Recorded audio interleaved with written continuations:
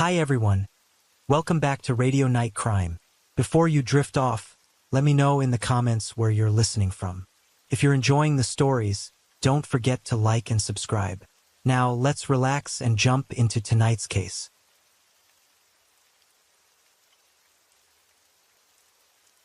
Story 1. Perhaps you've heard or seen countless cases from the US, China, or Japan. Today, we'll delve into a horrifying crime that occurred right here on what many consider the peaceful land of Vietnam. A terrifying incident took place in the very heart of our nation's capital. That's right, Hanoi. Hanoi is Vietnam's capital and the cultural and political center of the country. This case unfolded in Gia Lam District, Hanoi, leaving residents deeply unsettled and fearful.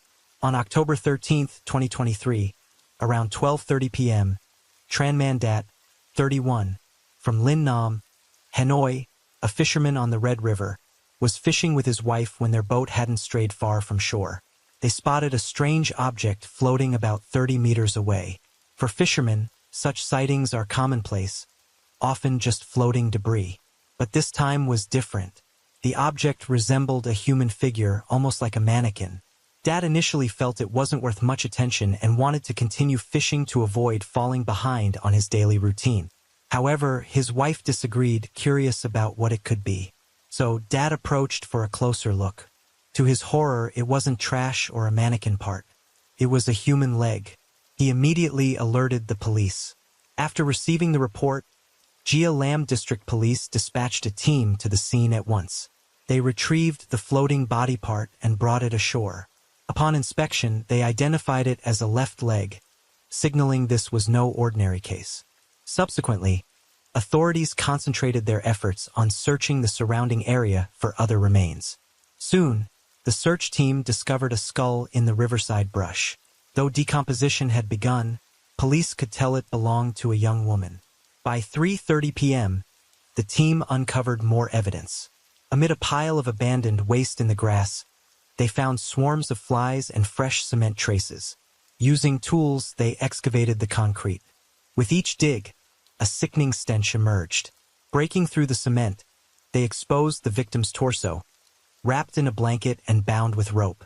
Aside from the severed head and left leg, the rest of the body remained intact. The young woman was naked, covered only by a blanket. Her fingernails were painted white, her toenails blue. A lotus tattoo adorned her right ankle. Additionally, the body bore multiple stab wounds. Decomposition was advanced. Recognizing the severity, Hanoi police escalated the case to the Ministry of Public Security. The lead investigator was assigned to guide local police in conducting a more effective investigation. The forensic report revealed the victim was about 18 years old, 5 feet 3 inches tall, with several 1.6-inch stab wounds to her chest. The cause of death was a puncture to the upper right lung and heart, resulting in fatal blood loss. The time of death was estimated around 3 days prior, October 10th. The remains were transferred to Duc Giang General Hospital for preservation. Afterward, police released some of the victim's characteristics, hoping someone with information would provide leads to hasten identification. The next morning, the victim's mother recognized her daughter from the lotus tattoo on her right ankle in the photo.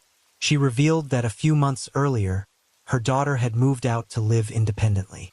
Through DNA comparison, police confirmed the girl's identity as Ho Yen Ni, born in 2006, from Hanoi. She had participated in the 2022 Vietnam Ao Dai Beauty Contest. At the time of the contest, she registered as a student at Hanoi University of Theater and Cinema. In January 2023, Ho Yen Ni won the title of second runner-up. She was also noted as one of the standout contestants, praised for her stunning appearance. During an interview with reporters, Ho Yen Ni stated that she pursued the second runner-up title not to network with elites, but to challenge herself. She wanted to boost her confidence and spread positivity to others. She added that she was currently single and focused on her studies, aiming to enhance her professional skills and achieve her artistic dreams. After gaining fame from the beauty pageant, Ho Yen Ni began receiving invitations to model in fashion shows, pose for photo shoots, and endorse products. She kept a relatively low profile. Occasionally, She shared glimpses of her daily life on social media, mostly photos of her volunteering. She once posted on her personal page that with love, gratitude, and kindness toward the world would eventually reciprocate that goodness. The tragic and painful death of such a young, vibrant, and beautiful woman left many feeling profound regret. A judge from the Vietnam Ao Dai beauty contest revealed they greatly admired Ho Yen Ni. After the contest, everyone was concerned about her well-being. Upon hearing rumors, the judge messaged Ho Yen Ni to check in, but received no response.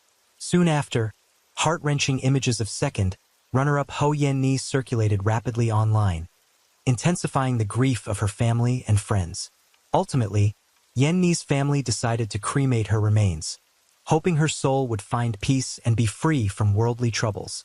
Since the victim was a public figure brutally murdered, the case triggered widespread public alarm. Hanoi police immediately launched an investigation, vowing to apprehend the perpetrator. At this point, police began reconstructing the victim's social network. Combining this with evidence found, they identified a suspect, the Due Khan, 38, from Tai Bin. Based on surveillance footage, after the case came to light, the Due Khan appeared nervous and fearful, going into hiding. Police traced his movements from leaving his apartment to the Gayap Bat bus station, heading to Tai Bin. He carried only a backpack. Ticket records showed the Due Khan purchased tickets to various locations, clearly aiming to disrupt the police investigation. Simultaneously, Hanoi police expanded their search across multiple regions, not just Tai Bin. Wherever the victim's connections led, they sealed off those areas, shared photos and details of the suspect at border checkpoints, and requested assistance to prevent Khan from fleeing abroad. Despite these efforts, police couldn't locate the Due Khan. He was from Tai Bin, married with a child, and lived with his family in Hanoi. Early in 2023, he separated from his wife. Through friends, he met the victim, Ho Yen Ni. Investigations revealed they had a close relationship, frequently dating and appearing together in public. Bank records showed the Due Khan made a transaction with Ho Yen Ni worth 50 million VND, about $2,000. After receiving the money, there were no further significant expenditures. By now, the pursuit teams pinpointed the Due Khan's hideout as an abandoned house in his hometown, sparking a race against time to capture him. The remote village, lacking surveillance cameras, made it difficult to pinpoint the exact house, despite knowing his general location. To avoid alerting him, police conducted a discreet operation, inspecting each house. The abandoned house where the suspect hid was overgrown with weeds, its walls old and crumbling. Using thermal imaging, police confirmed he was holed up in one of its rooms. To avoid casualties, they announced the Due Khan's current situation, trying to persuade him to surrender voluntarily for a lighter sentence. The Due Khan, realizing the gravity of his crime and facing a potential death penalty if caught, refused to give up his life so easily. Armed with a knife, he hid under a bed, threatening the police outside to leave immediately, or he would take his own life. In this situation, police could only focus on calming the Due Khan's state of mind first. They even brought in his uncle to persuade him, but nothing worked. The Due Khan's attitude remained the same, even growing more erratic. As the situation worsened, police asked the uncle to keep talking to distract him. Seizing the opportunity, the authorities broke through the door. Realizing he'd been tricked, Due Khan, in a fit of rage, slashed at his own stomach, chest, and neck with a knife.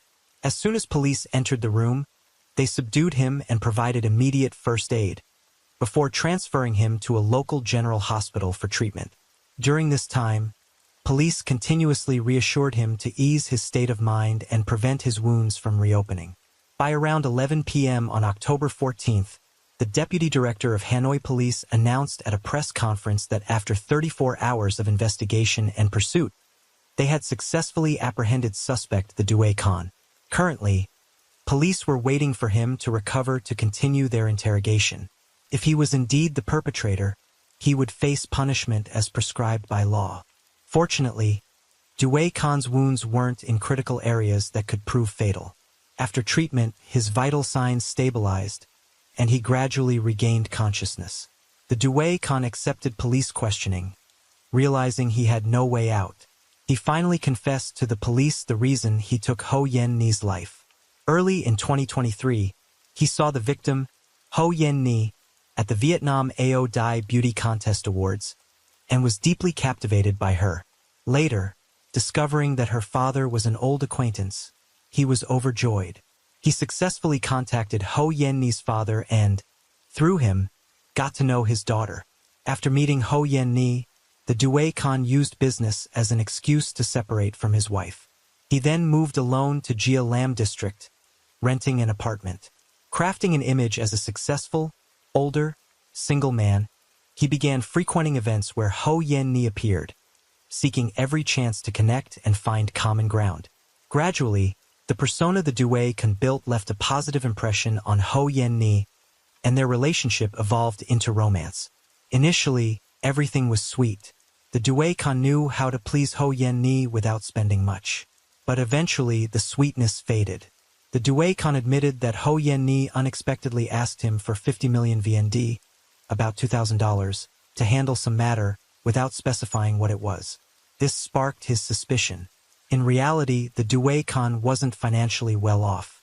He paid monthly rent and supported his wife and children. 50 million VND wasn't a small sum for him, and he had no idea what Ho Yen Ni intended to use it for. Thus, he was reluctant to part with the money. But Ho Yen Ni insisted she would repay it quickly. To maintain his image, the Due Khan lent her the money. Days passed, and Ho Yen Ni didn't repay as promised. The Due Khan's patience wore thin. On October 10, 2023, he arranged to meet her. They dined together as usual, but he received a rent reminder from his landlord, which irritated him. Still, the Due Khan tried to uphold his polished image.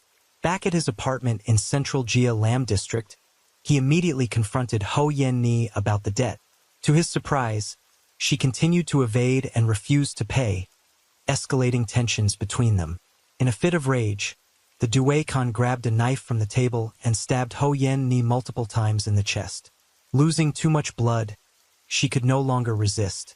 Believing he could escape his crime, the Due Khan dragged Ho Yen Ni's body to the bathroom. He dismembered it in a gruesome attempt to cover his tracks. The next day, he bought a large styrofoam container, placed her body inside, and sealed it tightly with tape. Afterward, he recalled a case where someone had committed suicide near the Red River. Their body discovered much later, and identity untraceable. He decided to dispose of Ho Yen Ni's body there.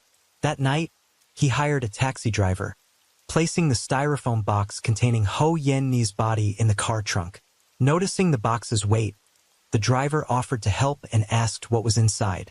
The Due Khan brushed off the question casually and directed him to the Red River's edge. Then, the Due Khan threw Ho Yen Ni's leg into the river, hoping fish would quickly erase any trace. He then sought another location to dispose of the rest. He wrapped the remaining body parts in a blanket, burying them under the riverbank in a patch of grass used for dumping trash.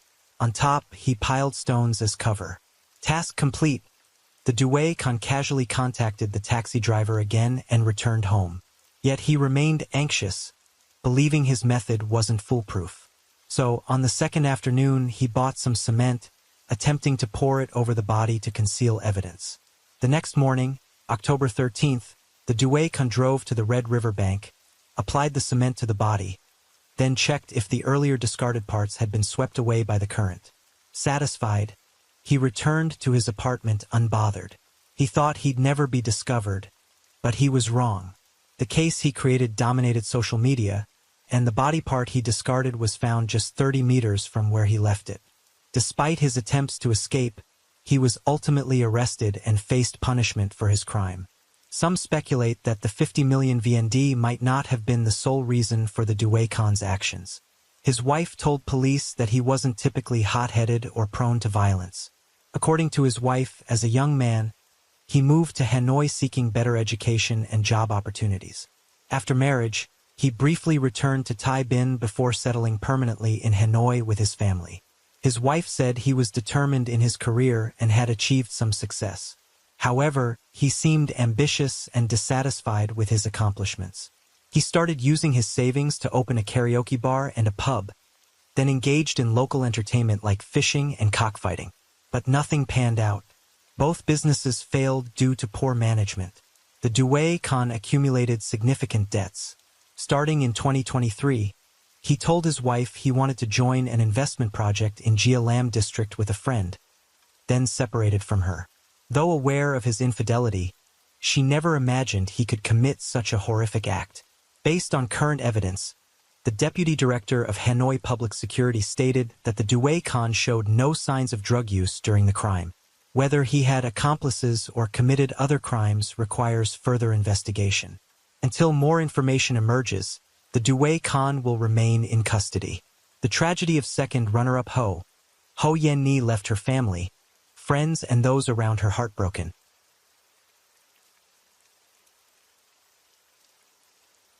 Story 2. In March 2023, an article appeared on the Chinese website Sohu, reporting that the main instigator in a shocking bullying case involving Chinese students in California had been identified. The individual named was Yunyao Zhai, known as Helen, who had been released from prison and was in the process of being deported. It's possible she would change her name and attempt to start anew in China, erasing all memories of her time served in the U.S. However, many still vividly recall this case, particularly the unsettling photo of her smirking in court, showing no remorse. She even audaciously demanded the judge expedite her sentencing so she could return to China for her 19th birthday celebration. Due to the severity of the case, coupled with her blatant disregard for the law and lack of repentance, Helen was ultimately sentenced to 13 years in prison, with a minimum of 8 years before she could be eligible for parole. Upon hearing the verdict, Helen seemed to snap out of her denial, bursting into tears in the courtroom while her parents expressed outrage. To them, this was merely a minor scuffle among classmates, warranting at most a warning. They couldn't fathom why she had to serve time in the U.S. Meanwhile, the father of Xinlei Zhang, known as John, one of Helen's accomplices, voiced his frustration to reporters. "My son only went home to grab a pair of scissors, didn't do anything, and yet he got sentenced to 6 years. Where's the justice? Where's the law in this?"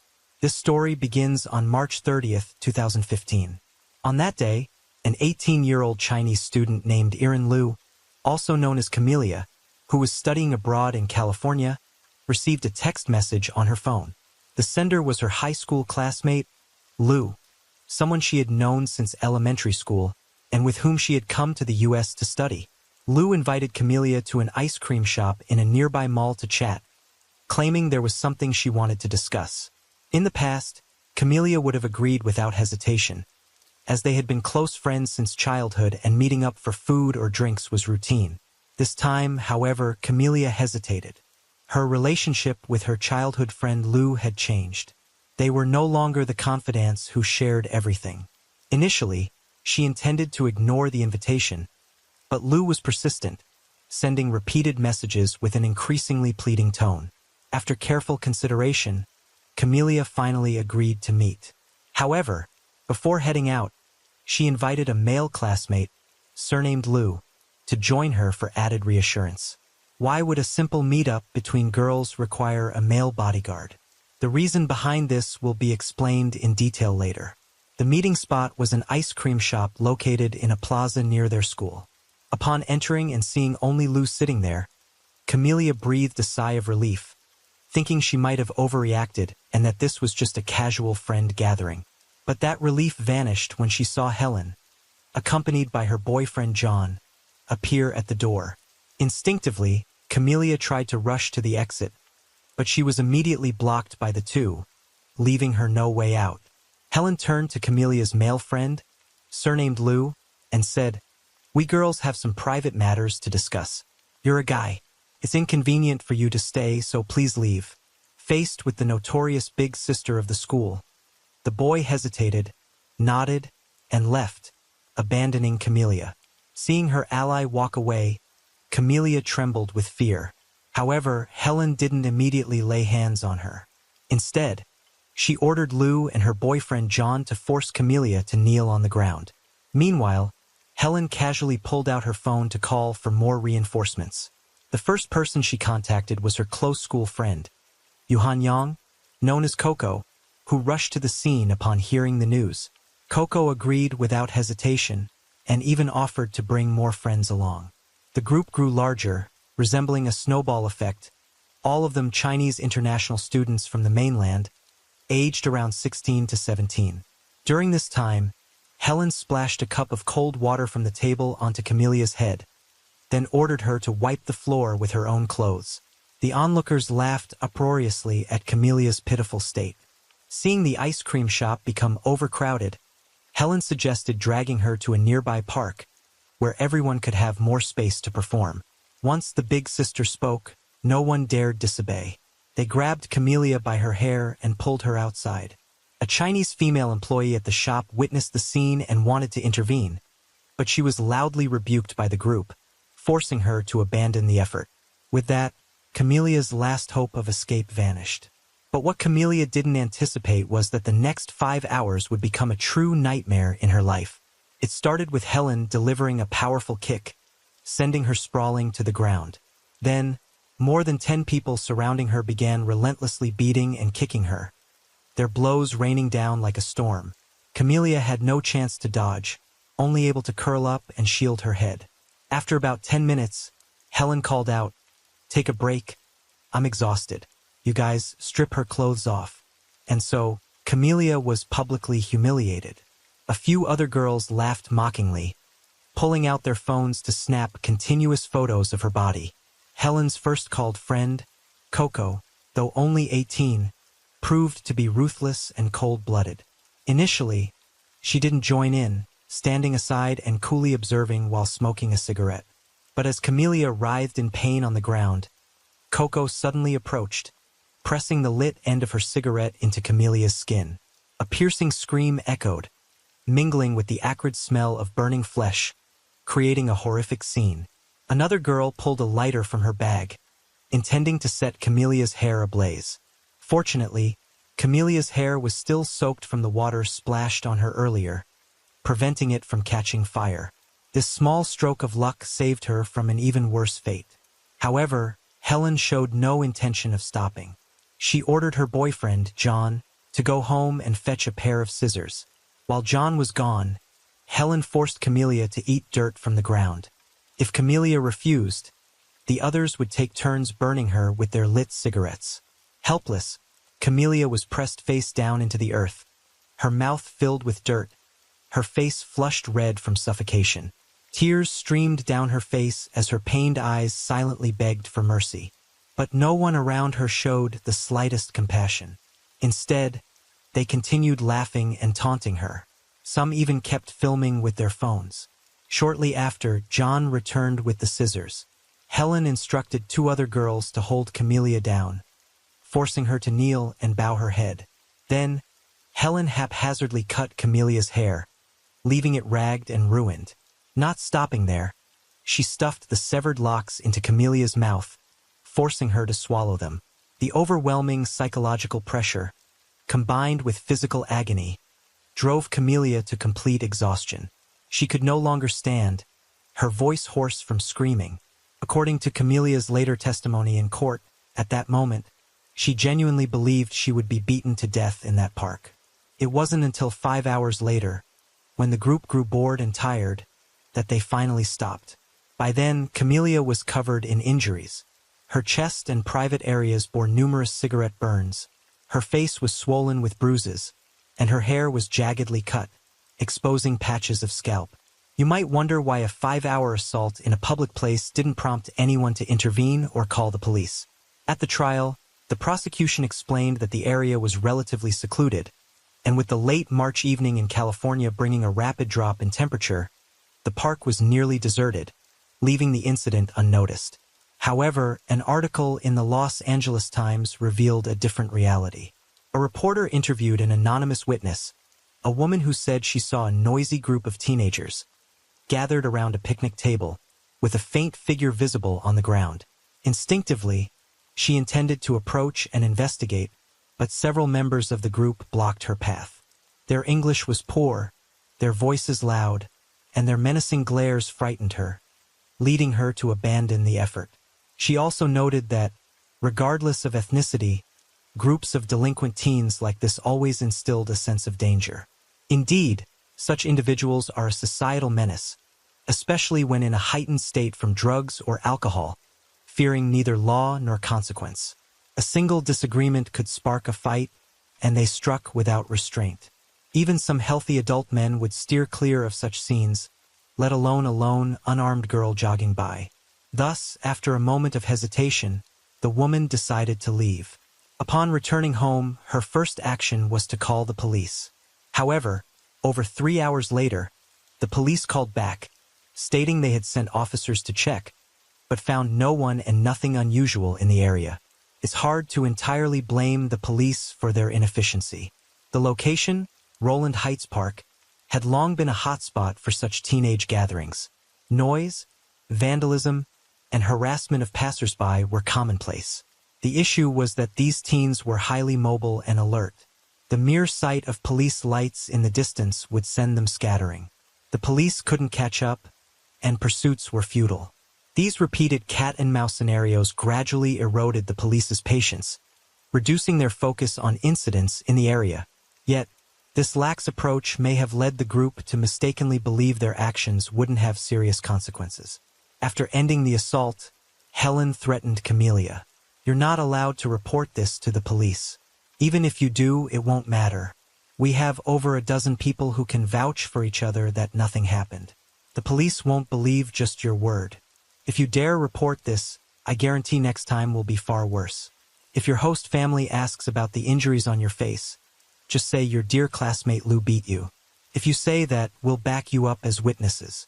It's worth noting that this classmate Lou had quickly fled mid-incident. Perhaps even in her wildest dreams, Lou couldn't have imagined that not only did he abandon Camellia, but he was also falsely accused of assault. Helen's cruelty knew no bounds. Meanwhile, Coco, the one who burned Camellia with cigarettes, issued an even more brazen threat. "My family has connections in the police department. Go ahead and report this, and I'll make your life miserable." As Helen predicted, when Camellia returned to her host family with a battered face, they were horrified and immediately demanded to know what happened. After a moment of hesitation, Camellia chose not to falsely blame Lou as Helen had instructed. Instead, she gathered her courage and told the truth. "I was beaten by a group of schoolmates." The host mother, a fiery Mexican woman who despised injustice, immediately took Camellia to the police station to report the incident. Upon seeing Camelia's injuries, the female officer tasked with the examination gasped, repeatedly asking, "Did you offend some gang? Are they the ones who did this to you?" When she learned the perpetrators were just a group of teenagers, the officer was stunned by their brutality. After thorough questioning to clarify the situation, the police decided to arrest all 12 involved individuals immediately. Leading the list was the ringleader Helen, followed by her most ruthless accomplice, Coco, and her boyfriend, John. However, when the police arrived at their addresses to make the arrests, they discovered the suspects had vanished. The host families reported that they hadn't returned home the previous night and had no idea where they had gone. Had they caught wind of the situation and fled? As the police were preparing to issue an arrest warrant, a dramatic scene unfolded. Helen and John, looking exhausted, drove erratically back home. It turned out that after the assault, they had gone straight to a karaoke bar and partied all night. It wasn't until the following afternoon, when they could no longer keep going, that they decided to return home to rest. As a result, they walked right into the police ambush waiting at their doorstep. When the police asked Helen if she knew why she was being arrested, she feigned ignorance, but as soon as Camelia's name was mentioned, her demeanor changed instantly. Mixing Chinese and English, she erupted into a tirade of vicious insults, boldly declaring that once things settled down, she would make Camellia pay dearly. Hearing this, one might assume there was some deep-seated vendetta between the two, a hatred so intense that one had to eliminate the other at all costs. It turns out that Camellia had previously posted offensive remarks about Shanghainese people on Facebook, sparking significant controversy. Helen and a group of her friends, all from Shanghai, were deeply offended. On March 12, 2013, near the Montero area, this escalated into a heated confrontation, with some even suggesting it had turned into outright enmity. Certain individuals questioned, "Insulting us? Great, she even dared to curse all Shanghainese online. Ah, she's got some guts." These remarks only deepened the conflict. Camelia's actions in rallying others at school also raised questions about her motives and behavior. This wasn't just a simple online comment. It reflected the impact of words in cyberspace and the complexities of personal relationships. They began isolating Camelia together. Many started supporting Helen, viewing her as a leader. Among them was Coco, a figure we've mentioned earlier. Furthermore, 6 months prior, another incident had occurred. Helen, after going public with her boyfriend, posted a series of affectionate photos. Beyond carefully edited selfies, there were bold kissing photos that left viewers cringing at the overwhelming display of romance. Amid a flood of flattering comments like, "Oh my gosh, such a perfect couple," and "talented guy, beautiful girl, so happy," one comment stood out, "The man I got tired of playing with is now someone else's treasure." This remark infuriated Helen, who had been proudly showing off. When she saw who wrote it, her anger intensified and she immediately confronted the commenter. That person was none other than Camelia. The reason for Camelia's frustration was that Helen's new boyfriend had been her boyfriend just 2 weeks earlier. Based on this timeline, it was clear he had started seeing Helen while still dating Camelia. After their breakup, he moved on to Helen without missing a beat. In Camelia's eyes, this was a dramatic play in which Helen was the third party who had intruded into her relationship, only to flaunt her trophy ostentatiously. This left Camelia both enraged and humiliated. Unable to contain her emotions, she exploded in anger. Camelia posted that comment and Helen immediately fired back, insulting her as an ugly fat girl who couldn't keep her boyfriend and shouldn't blame others. The two began a heated online argument, hurling harsh words like, "This bitch, disgusting," mixed with "trashy guy, cowardly jerk." It's hard to believe such language came from two girls in the prime of their youth. Even more surprising, this online spat quickly escalated into a real-life confrontation, or rather a one-sided beatdown orchestrated by Helen. The next day, she gathered a few people and ambushed Camelia after school, beating her brutally. The attack was so severe that Camelia's ribs and nose were seriously injured, and she limped when walking. Afterward, Helen issued a threat. "You'd better not let me see you again, or I'll beat you every time I do." The problem was, they attended the same high school, making it impossible to avoid each other daily. As a result, Camelia was frequently targeted. From initially daring to fight back online, she gradually succumbed, no longer resisting. To hide her injuries, she wore masks or heavy makeup to avoid detection by her host family. It can only be said that these 17 and 18-year-olds, living far from home in a foreign land, had learned all the adult tactics of fighting, forming cliques, and amplifying cruelty manifold. As Helen's influence grew, her and her group's bullying extended beyond Camelia to other students, particularly shy girls or those who refused to join her clique. Once, simply because a girl accidentally glanced at Helen on the street, Helen held a grudge.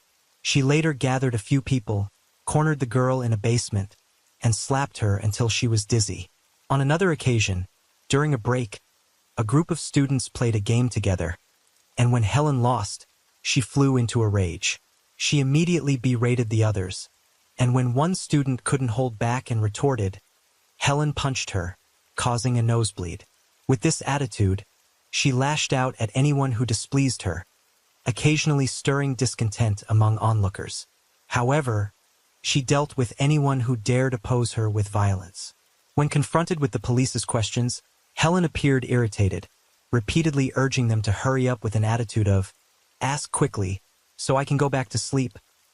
She then arrogantly declared, "Next month, I need to return to my country for my 19th birthday party, so don't delay me. Wrap this up fast." Hearing this, the police, through her lawyer, informed her that with 12 charges related to kidnapping, assault, torture, and more, all serious legal violations, this wasn't something that could be resolved with a simple report to the school. However, not everyone was as oblivious as Helen. Of the 12 students involved in the case, 6 fled as soon as they heard the news.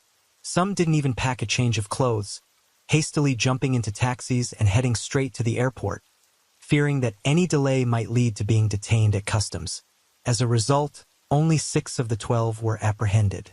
Besides Helen, Coco, and John, the other 3 were minors and would be tried in juvenile court. When the parents of these 3 prominent defendants learned of the arrests, they immediately flew to the U.S. What followed was an absurd and almost comical drama.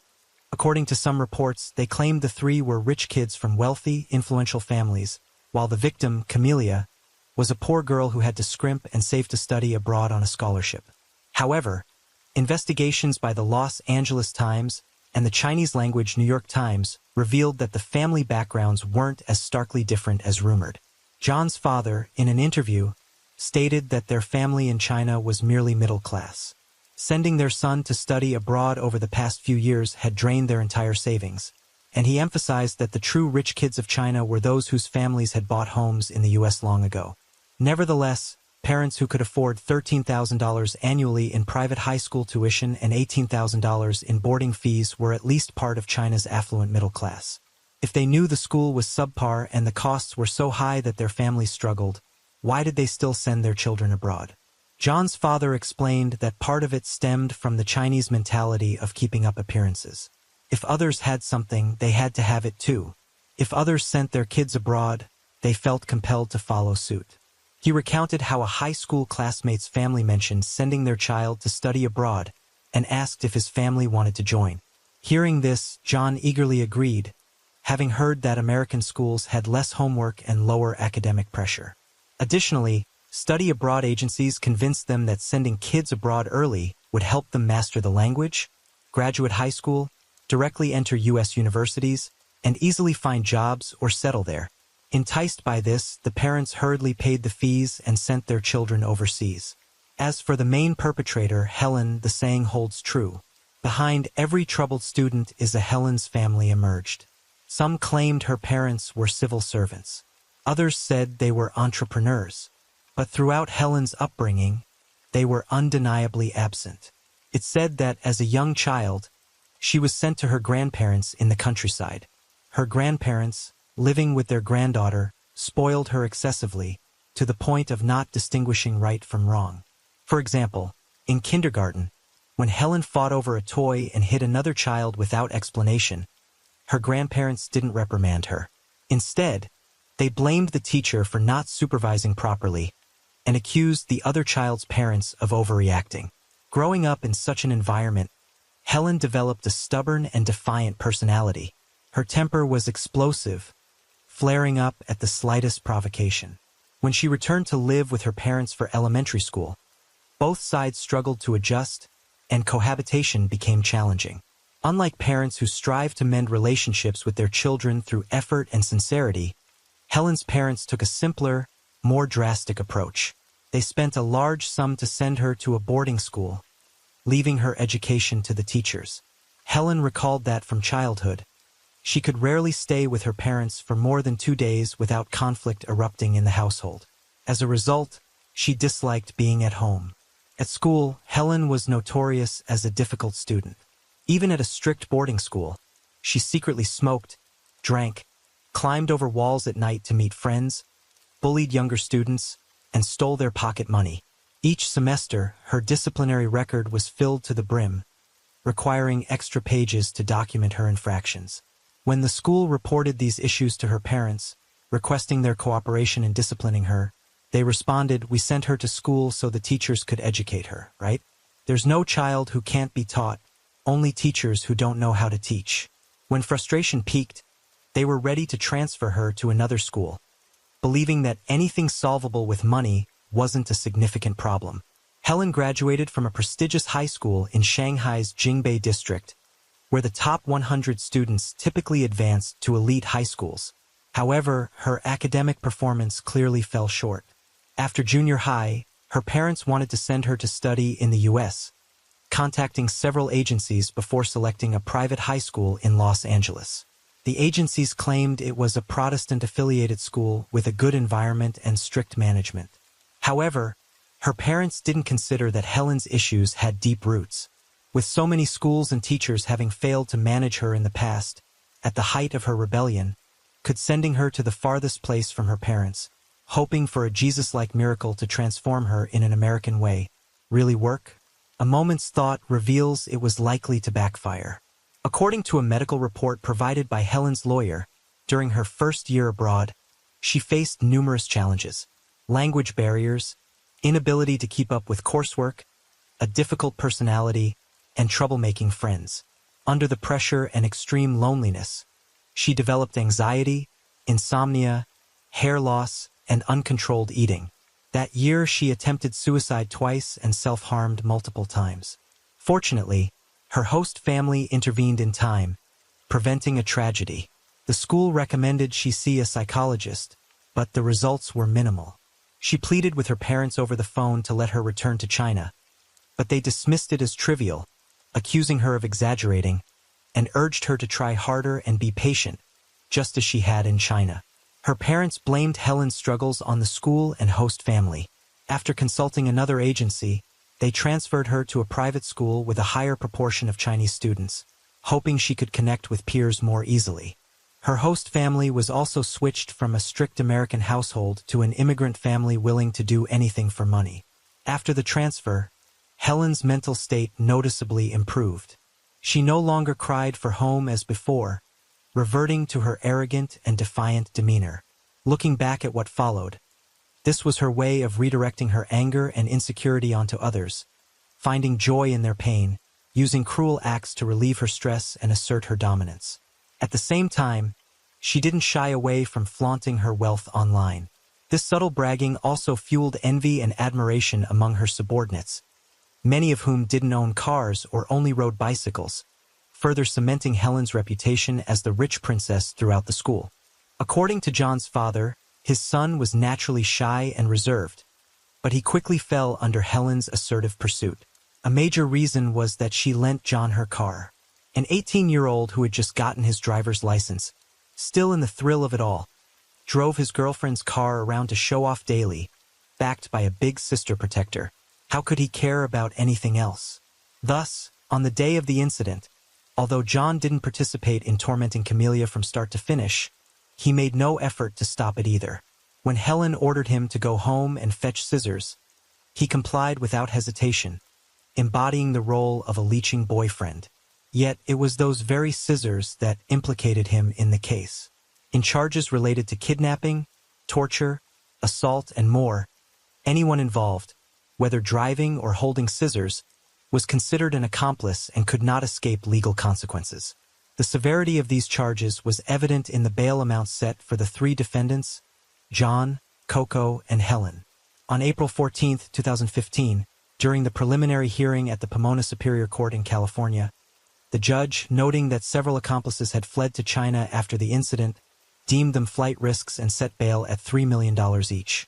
For John and Coco's families, this was an enormous sum, prompting them to turn to Helen's parents for help, as Helen had repeatedly boasted online about her family's wealth, claiming assets worth millions of dollars.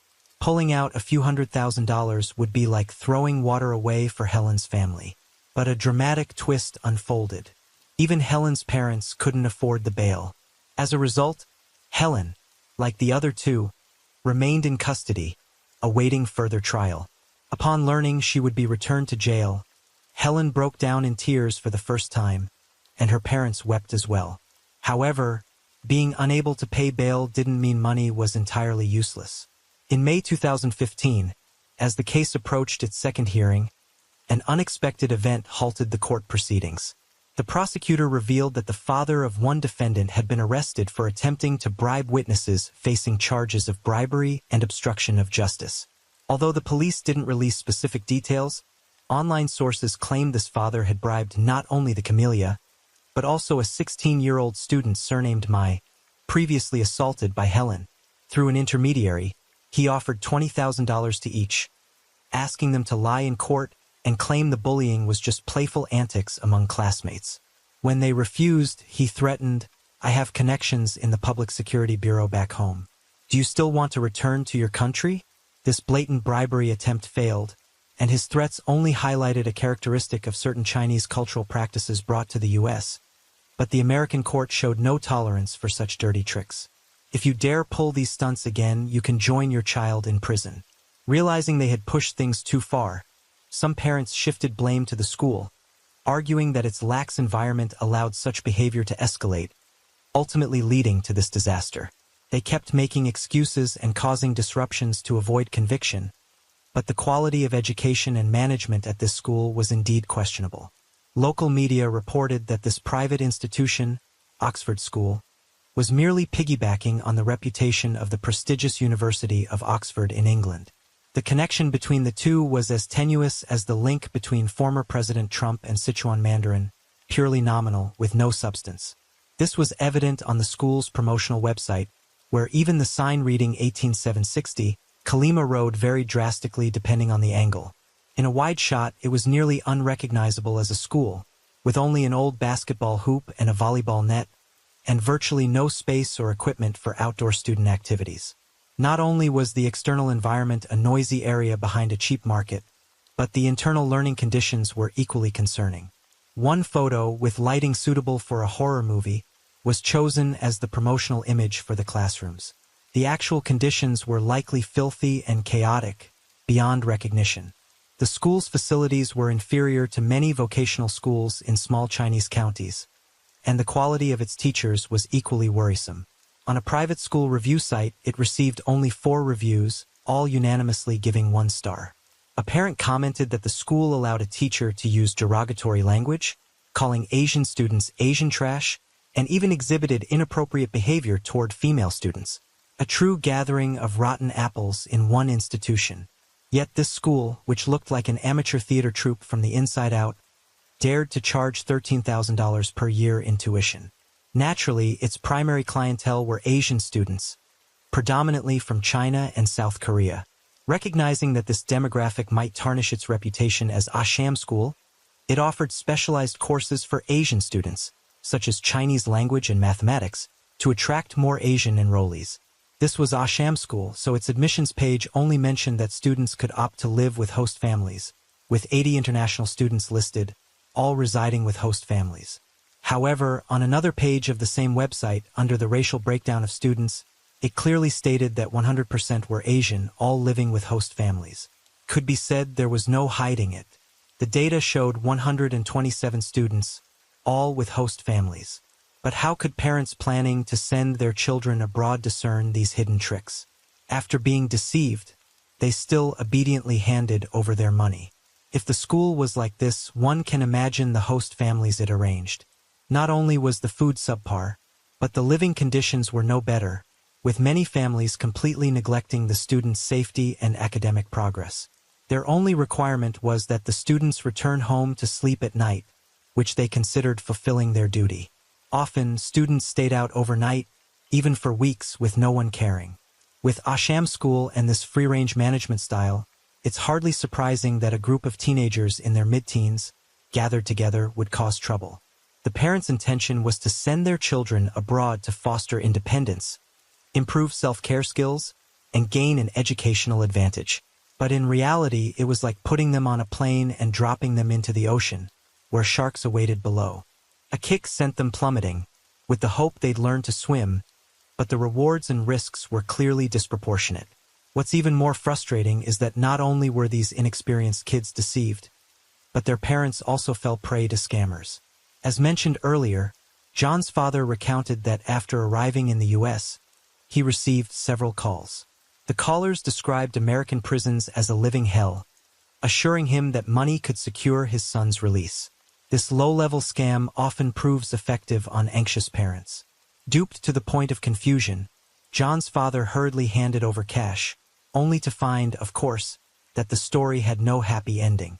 It's fair to say that when abroad, holding tight to your wallet and being wary of fellow countrymen is the most effective way to avoid scams. In June 2015, the trial resumed, and the main perpetrator, Helen, turned herself into the centerpiece of the courtroom drama. According to a reporter from China Newsweek present at the trial, she repeatedly displayed expressions of anger, contempt, mockery, and disdain, her defiant gaze astonishing onlookers. When she saw the victim, Camelia, take the witness stand, Helen glared at her menacingly. Not only that, she incessantly complained to the interpreter that Camelia was lying. Seeing her brazen attitude, the judge could no longer tolerate it and warned her, "You are not allowed to show any expressions or actions in this courtroom, nor express personal opinions to the interpreter. These are court rules. Do you understand?" Seeing the judge's anger, Helen restrained herself somewhat. However, all three defendants continued to plead not guilty to the 12 charges. So the case proceeded to a jury trial. Then another twist emerged. 6 months later, one of the 6 fugitives, Lu Zhang, was apprehended. It turned out he hadn't returned to China, but had been hiding at a friend's house in another state. From spring to the winter solstice, he had evaded capture for 9 months. Ultimately, he was caught for driving without a license, revealing that he was wanted in California. Perhaps worn down by 9 months on the run, he pleaded guilty almost without hesitation and was sentenced to 3 years in prison. Lu Zhang's guilty plea put Helen, John, and Coco in a precarious position, as all 4 were tied to the same case. When one person pleads guilty, it negatively impacts the trials of the others. To put it simply, like crickets on the same string, once one falls, the rest can't escape. After 2 months of negotiations between the defense and prosecution, both sides reached a compromise. The prosecution dropped the charge of aggravated assault, retaining charges of kidnapping and assault, causing serious bodily harm, while the defense persuaded the 3 defendants to plead guilty. The lawyer bluntly told Helen that if she insisted on not pleading guilty, the only option would be a full trial. If the prosecution won, she could face life imprisonment. At this point, Helen finally grasped the severity of the situation and reluctantly agreed to plead guilty. After all, pleading guilty offered a chance for eventual release, whereas continuing to fight could mean spending her entire life behind bars with hardened criminals. Ultimately, Helen was sentenced to 13 years, her accomplice Coco received 10 years, and John, who merely fetched the scissors, got 6 years. Since none of the 3 had posted bail and had been detained, each day served during this period counted double toward their official sentences.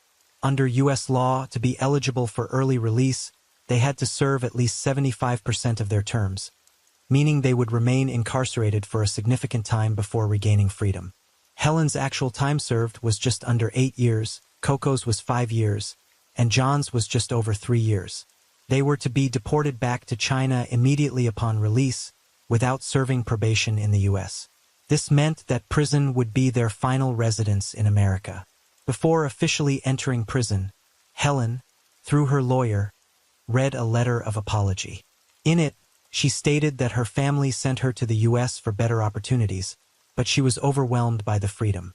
She hoped people would forgive her and give her a chance to start over, arguing that the 5 hours of her crime were just a tiny fraction of her 19 years of life, and shouldn't define her entire existence. Frankly, this letter, rather than a genuine expression of remorse, felt more like tears shed only after seeing the coffin, still laced with self-justification. The letter was short and simple in its wording, yet it was read by her lawyer on her behalf. Throughout, Helen sat with an A4 paper covering her face, unclear whether she was too ashamed to show it, or still unrepentant inside, unable to display the sincere remorse and desire for redemption she wrote about. Or perhaps, as some classmates suggested, despite 4 years in the U.S., she still couldn't speak English, relying on others even for such a letter. Regardless, American prisons didn't just teach them how to behave, they also ensured they learned English clearly. This was likely far more valuable than the large sums their parents spent sending them to a substandard school. For instance, John told his visiting father that his English had greatly improved. Previously, he knew vocabulary, but was too shy to speak. Now, surrounded by Americans, Black individuals, and Mexicans in prison, with no Chinese speakers, he was forced to practice and had quickly enhanced his English skills. Some say that whether it's Helen's gang of perpetrators, or Camelia, the victim, they represent the tragedy of children thrown abroad. This means parents send their immature children overseas, like parachuting them in, paying the fees, and then leaving them to fend for themselves, unleashing their worst instincts. Though the parents' intentions were good, hoping for a bright future, they overlooked their children's mental well-being. Many thought school bullying in China was a minor issue within schools, but they didn't expect to face severe consequences in an American court with a zero-tolerance policy. This is a lesson that could have been learned differently, but now requires years in prison to grasp. Truly not worth it. Camellia was indeed unfortunate, enduring unimaginable bullying, both physically and mentally, that caused severe trauma. Healing from such wounds might take years, perhaps a lifetime. Yet she was also fortunate as the American police and courts stood by her side, like superheroes from a movie, descending from the sky to punish the wicked and uphold justice, addressing the root causes of violence and promoting a culture of respect for students with a zero-tolerance stance on bullying. A 2019 survey report revealed that 1 in 3 students globally has experienced or is experiencing school bullying to a similar degree. The report urged all nations, organizations, and individuals to collaborate on legislation to strictly address school violence. A zero-tolerance approach to perpetrators is crucial, but a key reason bullying continues to rise is that victims, out of fear, often don't seek help.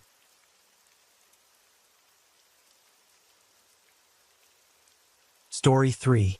This story unfolds in Osaka, a vibrant metropolis in Japan's Kansai region.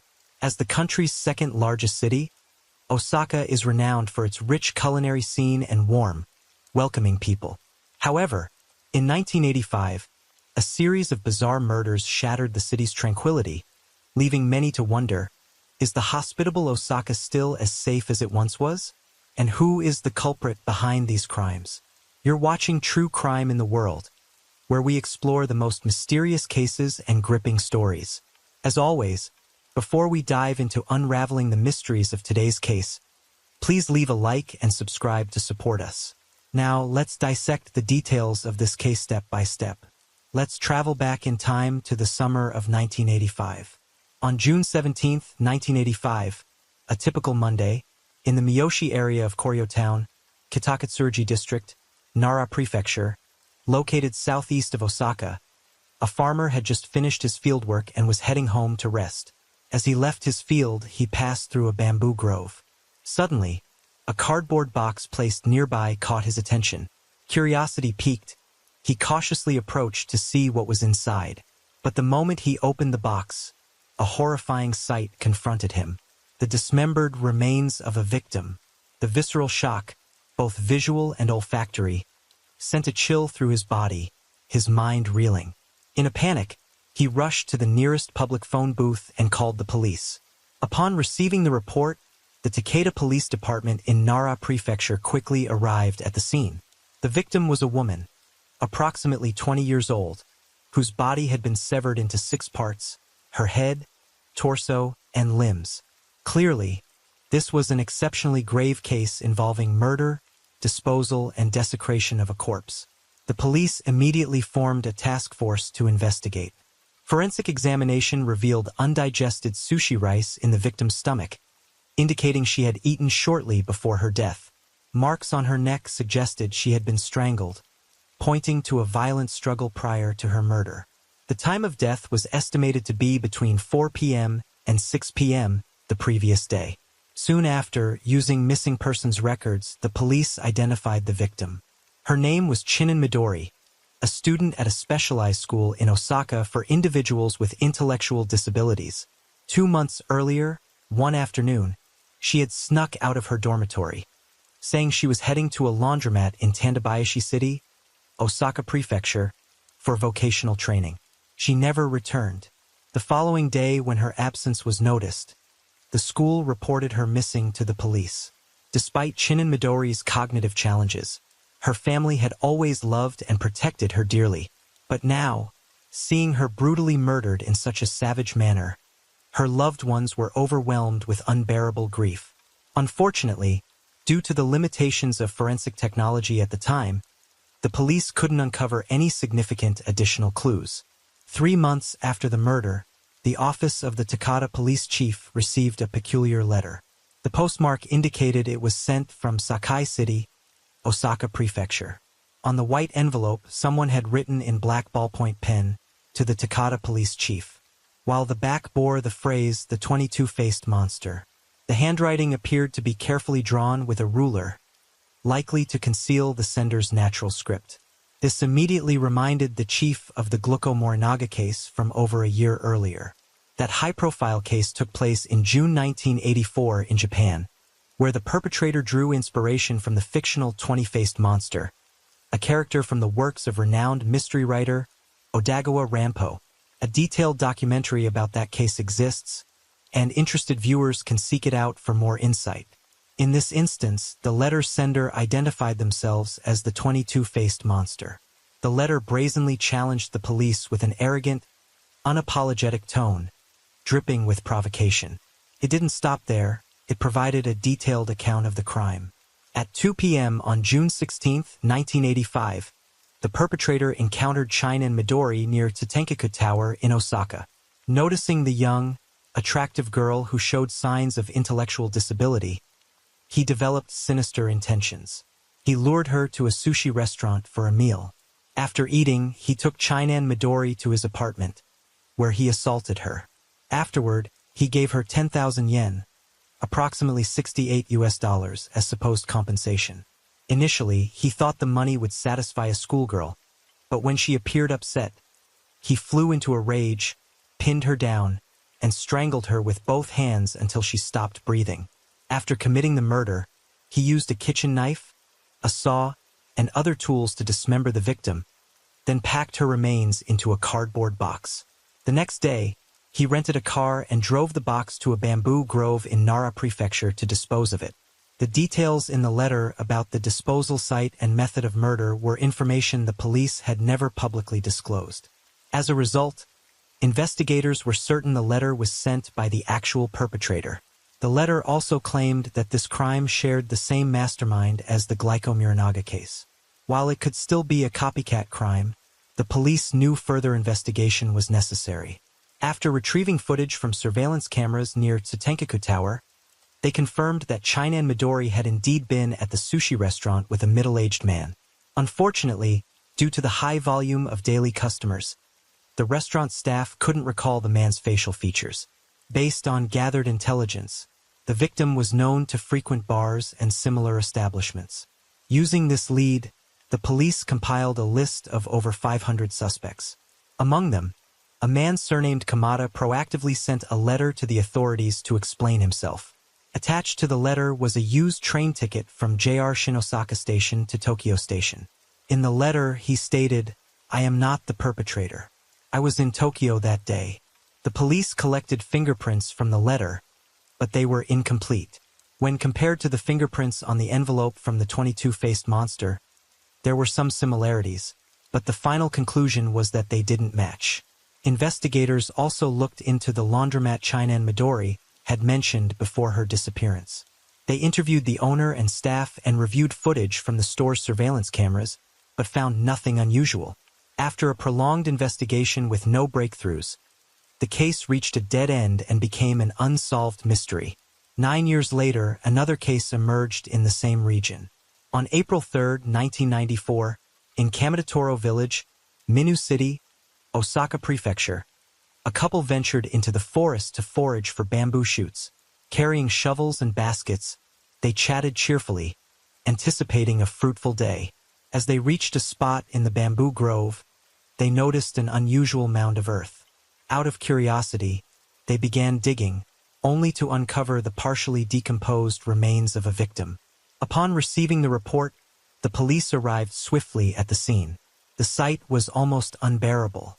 The victim had been dismembered, her head and limbs severed, leaving only the torso and left leg, while the other parts were missing. Her chest and lower body had been hollowed out. A testament to the brutality of the perpetrator, the police immediately drew parallels to Chinen Midori's disappearance 9 years earlier, as the method of execution was strikingly similar. The following day, the police continued their search, combing every inch of the forest for clues. About 150 meters north of the first victim's location, near a road in the prefectural area, they discovered another victim in the forest. This victim had decomposed to the point of being reduced to a skeleton. Based on the cut marks on the bones, the police determined that she had also been dismembered, using a saw or similar tools. Both victims were women around 40 years old. The police concluded that these acts were likely committed by the same perpetrator. 3 consecutive dismemberment cases led the police to realize that a brutal serial killer might be lurking in the area. 3 months later, the identity of the second victim was confirmed. Through dental records, the victim was identified as Suda Kazue, a 45-year-old woman. She lived in Nishinari Ward, Osaka City, and worked as a hostess at a bar. Due to the nature of her job, her family didn't immediately report her missing. It wasn't until her coworkers noticed her prolonged absence that they suspected something was amiss. For months later, the identity of the first victim was also established. She was Nakano Kimiko, a 38-year-old woman who ran a small diner in Chuo Ward, Osaka. Known for her friendliness, she was well-liked by her customers and also ran a side business dealing in second-hand clothing, buying and reselling unique, high-quality pieces at affordable prices. After her disappearance, everyone assumed she was traveling, so no one reported her missing to the police.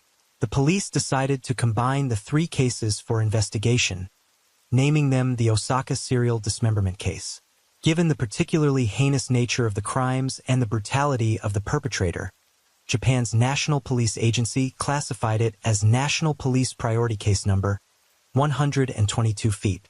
In Japan, only the most severe cases are assigned a unique investigation code, similar to the case of Nagayama Norio in the past. The Glyco Morinaga case had previously been assigned investigation codes 108 and 114. Such cases are prioritized for nationwide coordinated investigations, underscoring their undeniable significance. However, when the Osaka serial dismemberment case emerged, Japan's media was entirely focused on the sarin gas attack by the Aum Shinrikyo cult, a shocking event that headlines nationwide. As a result, this case received little public attention.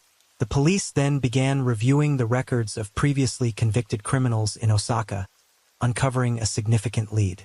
Years earlier, a garment factory in Chuo Ward, Osaka, had experienced an unusual theft.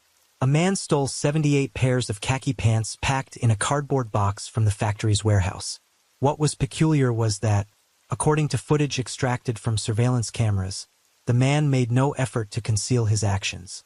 On the contrary, he appeared completely calm, as if he were performing a routine task.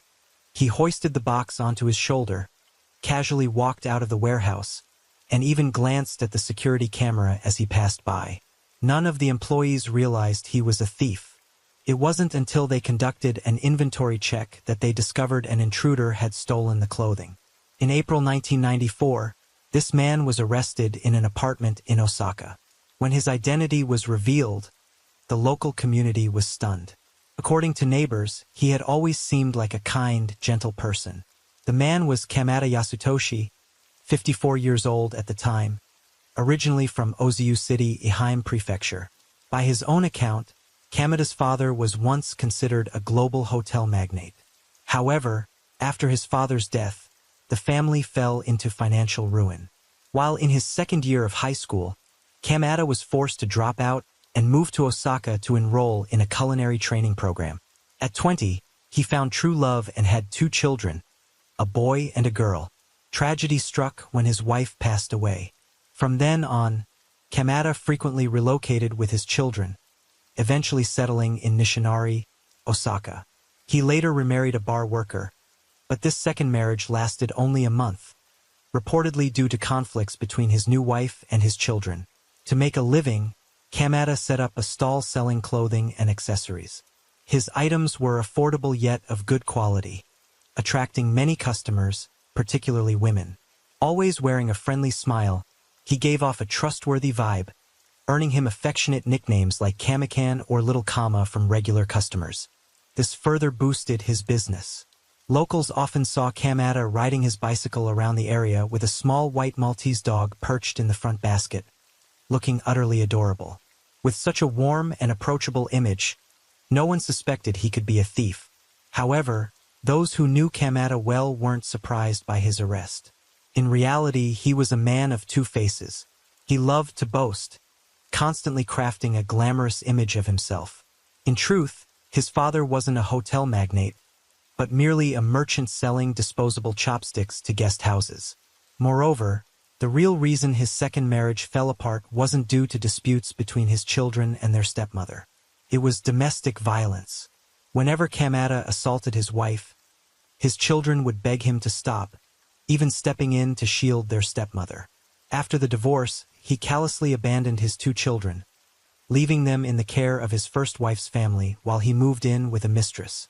Friends described him as sensitive but quick-tempered, capable of flying into a rage over trivial matters. Once, while dining with friends, he erupted in fury simply because the price of the meal exceeded his expectations, shouting uncontrollably. Notably, when angry or agitated, he had a strange habit of choking others. As a result, many restaurant owners in the area avoided him, labeling him a troublemaker. The clothes he sold were, in fact, all stolen. He targeted factories with lax management and security. After staking out his targets and memorizing their schedules, he would pose as a customer or a merchant, conducting a survey, using the pretense of a visit to slip inside. When the opportunity arose, he would swiftly grab a box or a few pieces of clothing and leave the scene calmly, as if nothing had happened. Since the origins of these goods were unclear and lacked legal invoices, he couldn't sell them through legitimate channels. Instead, he set up his stall in the bustling area near Tabita Shinchi, selling quickly for cash. In October 1989 and August 1991, he was arrested and imprisoned twice for stealing clothing. After his release in 1993, less than a year later, he was arrested again for the same crime. During the investigation into Chinin Midori's case, the police received an anonymous letter in which the writer insisted they were not the culprit. The letter was signed by none other than Kamada Yasutoshi. To rule out a coincidence, the police employed the most advanced fingerprint identification technology available. The results were astonishing. Not only was he the sender of the explanatory letter, but he was also behind the taunting letter from the 22-faced monster. Due to the limitations of forensic technology at the time, the police had failed to notice that the fingerprints on the two letters matched. After his arrest, Kamada Yasutoshi confessed to being the perpetrator of Chinin Midori's murder, as well as the two subsequent cases. The police reviewed his car rental records and found that the distance traveled by the rented vehicle matched the route from the crime scene to the disposal site in Chinin Midori's case. He also vividly recalled the details of how he killed the two newly discovered victims. In July 1993, at a small diner in Nishinari, Osaka, he met a 45-year-old woman named Suda Kazue. Kamada often carried large amounts of cash when visiting the diner, giving the owner the impression that he was wealthy. So, when Kamada invited Suda to his apartment for the night, she agreed without hesitation. Once inside, he pushed her onto the bed.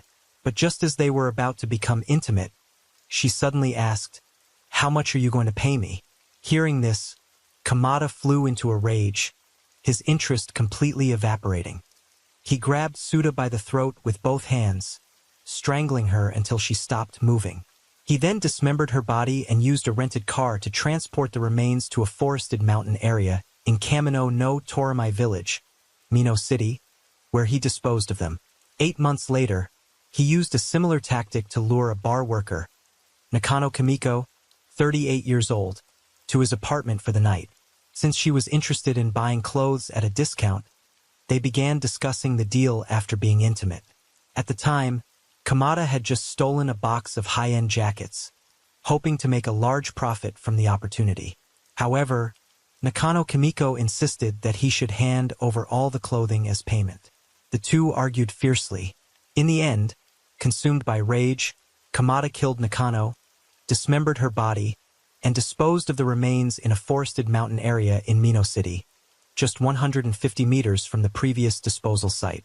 Beyond these 3 cases, the police suspected Kamada's involvement in yet another crime.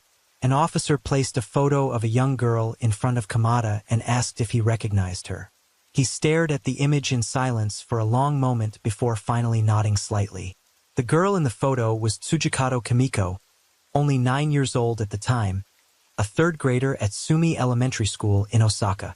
According to Kamada's confession, on an afternoon in January 1987, around 4 p.m., he encountered Kimiko by the roadside in Sumiyoshi Ward, Osaka. A twisted impulse struck him, and he pretended to ask for directions. When the innocent girl responded, he pulled out 200 yen, about $1, and gave it to her as a token of thanks. Seeing Kimiko's pure, innocent gaze, a perverse desire surged within him. He abducted her on the spot, drove her to his apartment, and acted on his sinister intentions. Facing an unimaginable horror, Kimiko screamed and cried, desperately hoping for rescue, but her cries only fueled the rage of the man before her. Kamada Yasutoshi strangled her with his hands. Soon after, she stopped breathing. After committing his depraved act, he didn't dismember the victim, not out of compassion or respect, but simply because her small frame could fit into a cardboard box without being cut apart. Yet his sadistic thirst wasn't quenched. Driven by greed, he proceeded to extort Kimiko's family and school, demanding a ransom of 30 million yen, equivalent to $200,000. The victim's family received a total of 5 ransom calls, but the staggering amount left them helpless, drowning in despair. As the details of the 4 cases came to light, the police thought the investigation could finally be closed, but Kamada Yasutoshi continued his confession, revealing that Chinan Midori's murder wasn't his first. In May 1985, just over 2 weeks before Hainan Midori's death, he had met Higashi Thomas, a 46-year-old woman at a bar in Sumiyoshi Ward, Osaka City. She introduced herself as a housewife with 3 children, who had left home due to a strained marriage. To make ends meet, she had taken up work as a hostess at the bar. Hearing her story, Kamada employed his usual tactic, posing as a kind older brother figure, offering comfort before quickly inviting her to his place for dinner. After dinner, he drank relentlessly, 1 glass after another. Seeing him drink so recklessly, Higashi Thomas kindly warned him that excessive drinking could harm his health. No one knows why her well-meaning words triggered Kamada's fury. In a fit of rage, he suddenly grabbed her throat, strangling her until she went limp. Kamada dismembered her body and drove to a forest near Hironoko, Nishi Ward, Kobe City, Hyogo Prefecture to dispose of the remains. In May 1995, the police discovered the victim in the forest. By then, 10 years had passed since her death. Her body had been reduced to a skeleton, but the brutal marks of dismemberment were still evident. 3 days after Higashi Thomas left home, her husband reported her missing to the police. Initially, he thought it was just a typical marital spat and that she'd return soon. But after 3 days with no word, she seemed to have vanished without a trace. Though the police launched an investigation, it was as if she had disappeared from the face of the earth, leaving no clues behind. Over time, her disappearance became an unsolved mystery. For 10 years, her husband never gave up searching for her. Only when the truth behind her disappearance came to light did he feel profound, unending regret. In May 1995, Kamada Yasutoshi was arrested on charges of intentional homicide. On October 25th of that year, the case went to trial at the Osaka District Court. The court decided to split the series of murders into 2 separate trials. Under Article 45 of Japan's Penal Code on the consolidation of charges, the case was divided into 2 groups, A and B. Group A included 3 intentional homicides, Higashi Tamasai, Chinan Midori, and Tsujikato Kumiko. The common thread among these cases was that they all took place at the suspect's apartment in Nishi Ward, Osaka Prefecture. Group B encompassed 2 intentional homicides, Tsutakazu and Nakano Kimiko, along with 2 theft charges. These 2 murders in Group B occurred at the suspect's apartment in Emisucho Naniwa Ward, Osaka Prefecture. Looking back at these cases, a clear pattern emerges in Kamada Yasutoshi's actions. Although the victims varied in age and social status, all but the 9-year-old Tsujikato Kumiko shared a commonality. They worked in or frequented nightlife entertainment venues in Osaka Prefecture. Each victim was killed at Kamada's apartment and then disposed of in remote, desolate areas. Because he chose his targets randomly, there were no apparent connections between the victims. Moreover, over 9 years, he moved residences at least 20 times, demonstrating a deliberate effort to evade police tracking. It was only after his voluntary confession that the police were able to piece together the full scope of these serial murders. In March 1996, 11 years after the first murder, Kamada Yasutoshi was brought to trial at the Osaka District Court. At the trial, he completely retracted his earlier confession, adamantly claiming his innocence. He specifically denied making the ransom calls in Tsujikato Kumiko's case. He stated that none of the 5 victims were killed by him, asserting instead that the real culprit was an acquaintance of his and that he had only handled the bodies after their deaths. He claimed his prior confession was coerced under pressure from the police, forcing him to give false statements. As for the theft charges, he said he had no recollection of them. Based on his relationships, the police searched for the acquaintance he mentioned, combing through records in the area around his residence in Nishinari, Osaka Prefecture. However, they found no one matching his description. Consequently, the police concluded that these crimes were committed solely by Kamada. The Osaka Prefectural Institute of Forensic Science conducted a voice analysis of the ransom calls in the case of 9-year-old Tsujikato Kumiko. The results showed a high degree of similarity between the recorded voice and Kamada Yasutoshi's. However, the defense attorney requested a re-examination. 2 years later, the Japan Acoustic Research Institute issued its findings.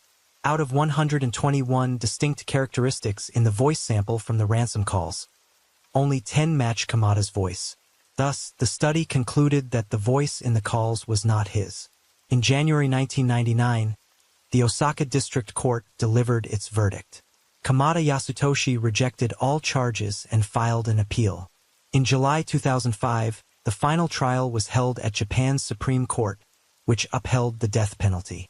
The presiding judge noted that 3 years later, while in prison, Kamada Yasutoshi had stated, "The state prohibits murder by law, yet it carries out the death penalty.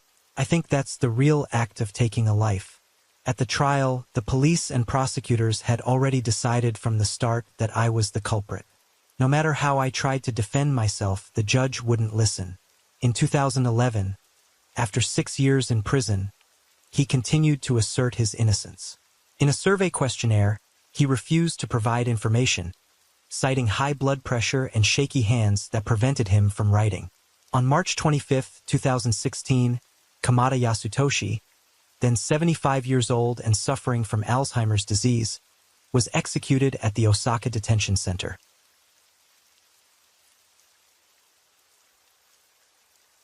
Story 4. The man with the strange hair, relentlessly shouting in the courtroom, is the central figure of today's story. On a fateful late night, armed with a shotgun, an axe, and a knife, he coldly attacked his ex-wife and his own children. This horrific massacre shook the entire state of Florida. When investigators arrived at the scene, they were stunned. Some even shed tears at the sight of such a brutal tragedy. In the subsequent trial, the enraged judge declared, "Now, let's travel back to 2018 and uncover the enigma behind this horrifying crime." Florida, a vast peninsula jutting out from the southeastern coast of the United States, is bordered by the Atlantic Ocean to the east and the Gulf of Mexico to the west. With its long coastline and year-round sunny climate, it attracts millions of tourists and boasts a vibrant cultural heritage.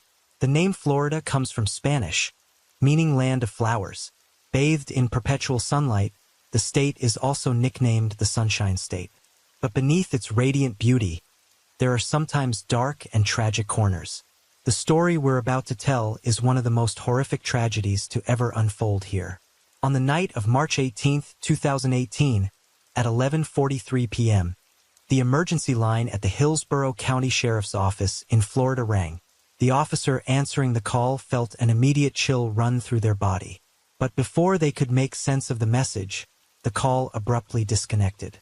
With no clear information, an unsettling instinct told the officer that something horrific was happening out there. 6 minutes later, at 11:49 p.m., the phone rang again. This time, a man's voice came through. Unlike the first call, filled with static. This one was eerily calm, almost unnaturally so. The man reported an emergency and provided an address, 13248, Peck Lake Road. Without hesitation, the police dispatched a team to the scene. As the patrol cars pulled up to 13248 Peck Lake Road, they sensed something was terribly wrong. Flames were erupting violently from inside the house.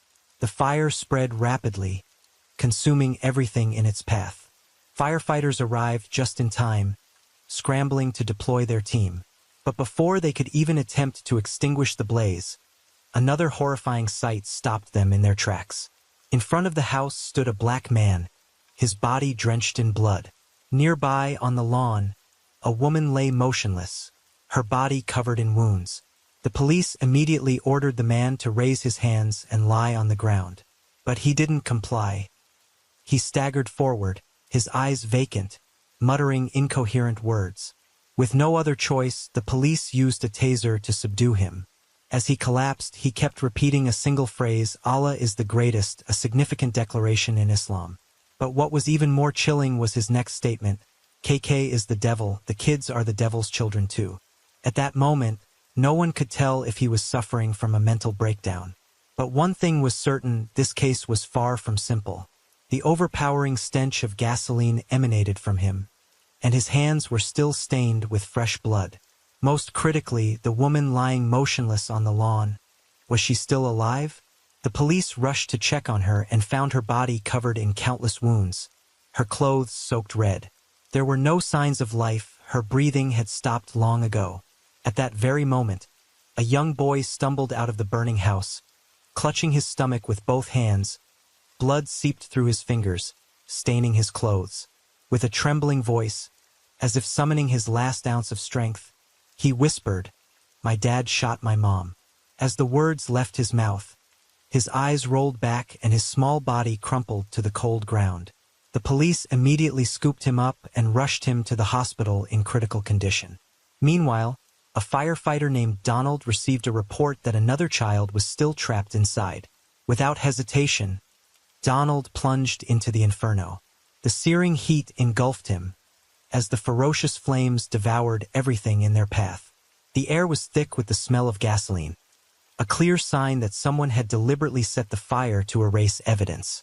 Donald raced through each room, straining his eyes to see through the smoldering wreckage. Then, he spotted a small figure lying motionless on the bedroom floor. He rushed over and scooped the little girl into his arms. But the moment his fingers touched her icy skin, a crushing pain gripped his chest. He realized it was too late. In that instant, Donald's eyes welled up with tears. He had responded to countless fires and witnessed many lives lost in his career, but never had his heart shattered like this. Emerging from the ruined house, Donald clung to his teammate, unable to hold back his choked sobs. Once the fire was extinguished, forensic experts began examining the scene. What they discovered sent chills down their spines. In front of the house lay a broken shotgun. Inside the living room, they found a blood-soaked axe. Next to it, a knife caked in red. On the floor, an empty gasoline canister was discarded, a remnant of a ruthless plan. But the most horrifying sight was the blood. It was splattered everywhere. On the walls, the wooden floor, the furniture. What was once a family home had turned into a nightmarish scene of carnage. All the evidence was immediately collected and sent to the lab. Forensic experts quickly identified the two victims. The woman lying motionless on the lawn was Kenyatta Barron, 33 years old, affectionately known to friends as Kiki. The 9-year-old girl found inside was her daughter, Ranavia O'Neill. As the medical examiners analyzed their bodies, even those who had handled hundreds of murder cases couldn't help but shudder. Kenyatta's body was ravaged beyond belief. She had been shot twice. One bullet lodged in her right shoulder, another in her elbow. But those weren't the cause of her death. The left side of her head was covered in bruises and scratches. Her skull fractured in 6 or 7 places. Several teeth were broken. The cause of death was determined to be severe trauma from a blunt object. Her entire body bore countless wounds, a stark testament to the nightmare she endured before taking her last breath. If what Kenyatta suffered was already cruel, what happened to Ranavia was even more agonizing. The 9-year-old had been repeatedly struck on the head with a sharp object identified as an axe. No one could bear to imagine what she went through. From the firefighter who found her to the forensic experts who examined her wounds, they all couldn't hold back their tears. This wasn't just a murder. It was a brutal, inhumane act of torture that shook the Florida community to its core. Though the tragedy had already unfolded and blood had stained the house, a glimmer of hope emerged from the ashes. Ronnie O'Neill, the fourth, Kenyatta's 8-year-old son, the boy who had stumbled out of the burning house, was still alive. His small body was covered in cuts on his arms, face, and chest, deep gashes on his stomach. Over 25% of his skin severely burned. He had lost so much blood that his life hung by a thread. Doctors initially believed his chances of survival were nearly zero. How could a child with such injuries possibly endure? But against all odds, a miracle happened. After multiple emergency procedures, with an extraordinary will to survive, the boy defied death in an unbelievable way. In October 2017, while wandering the streets, Ronnie suddenly became the target of an unknown gunman. He was shot in broad daylight, blood pooling around him. But fate wasn't ready to end his story there. Ronnie was rushed to the hospital and survived. After his discharge, he found himself abandoned. His family turned their backs on him, and his new girlfriend wanted nothing to do with him. With nowhere left to turn, Ronnie reached out to the woman he had once discarded, Kenyatta. Kenyatta was a compassionate woman. Though she no longer had feelings for Ronnie and knew he was an irresponsible man, she couldn't turn a blind eye. He was, after all, the father of her children. So she decided to help him. She opened her door, welcoming her ex-partner back into her home, caring for him in his time of need. But Kenyatta could never have imagined that her act of kindness would mark the beginning of a horrific tragedy. A gesture of goodwill led to a devastating end for her and her children. A massacre had taken place. Even as investigators surveyed the scene, they struggled to comprehend Ronnie's true motive. How could he be so cruel as to kill his own children? Kenyatta had saved him when he had no one else, yet he repaid her by taking her life. That question, even years later, remains an unanswered mystery. During the investigation, the police found a key witness, James Gray, the fiancé of one of Kenyatta's neighbors. According to James, on the night of the incident, he was resting at home when he overheard a heated argument coming from the neighboring house. The voices were so loud they pierced through the walls, impossible to ignore. Curiosity got the better of him, and he stepped outside, opening his front door. At that moment, he saw two shadowy figures standing silently in front of Kenyatta's house. A sense of unease washed over him. He moved closer and was horrified to find Kenyatta lying motionless on the ground, right on her doorstep. Beside her stood Ronnie, looming like a ghost. In the dim light, James saw Ronnie dragging Kenyatta's arm while clutching a long object in his other hand. At first, he couldn't make out what it was, but upon reflection, James believed it might have been a shotgun. Concerned, James called out, asking what had happened. Instead of answering, Ronnie suddenly shouted, "You wouldn't understand. She wanted to kill me." Then, like a man possessed, he yelled one final phrase before turning to walk back inside. "Allah is the greatest." Seeing this, James didn't dare act recklessly. He stood at a distance, watching silently, waiting for the police to arrive before leaving the scene. The police later interviewed several other witnesses, and their accounts aligned with James's statement. Neighbors confirmed that Kenyatta's home had always been quiet and harmonious. But ever since Ronnie moved in, everything changed. Fierce arguments became a regular occurrence. The sounds of shouting and objects being smashed were so frequent that many feared violence could erupt at any moment. On that fateful day, their fears became reality.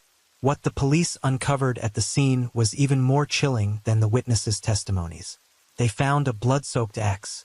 Forensic analysis revealed that the traces on it primarily belonged to Ranavia. The wounds on her body perfectly matched the axe's blade, confirming it as the primary weapon that took her life.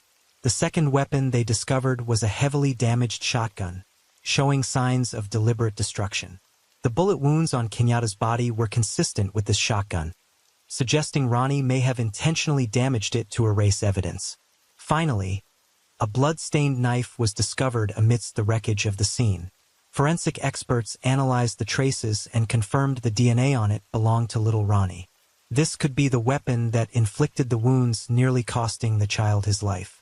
Additionally, a large amount of gasoline had been poured throughout the house, proving Ronnie's intent to set the fire and erase the crime scene. Most crucially, all the weapons bore Ronnie's fingerprints. Although no witnesses directly saw the crime unfold, the indirect evidence gathered was overwhelming. The police had more than enough grounds to charge him. During his detention, Ronnie maintained a defiant attitude. He denied all accusations, showing no fear or remorse. At times, he even displayed a provocative demeanor, as if he were innocent. But then he suddenly changed his tune. One day, Ronnie unexpectedly agreed to cooperate.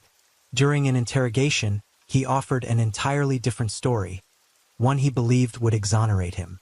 He claimed that on that day, he and Kenyatta had only argued over trivial matters. In the heat of the argument, Kenyatta allegedly lost control, becoming aggressive and attacking him first.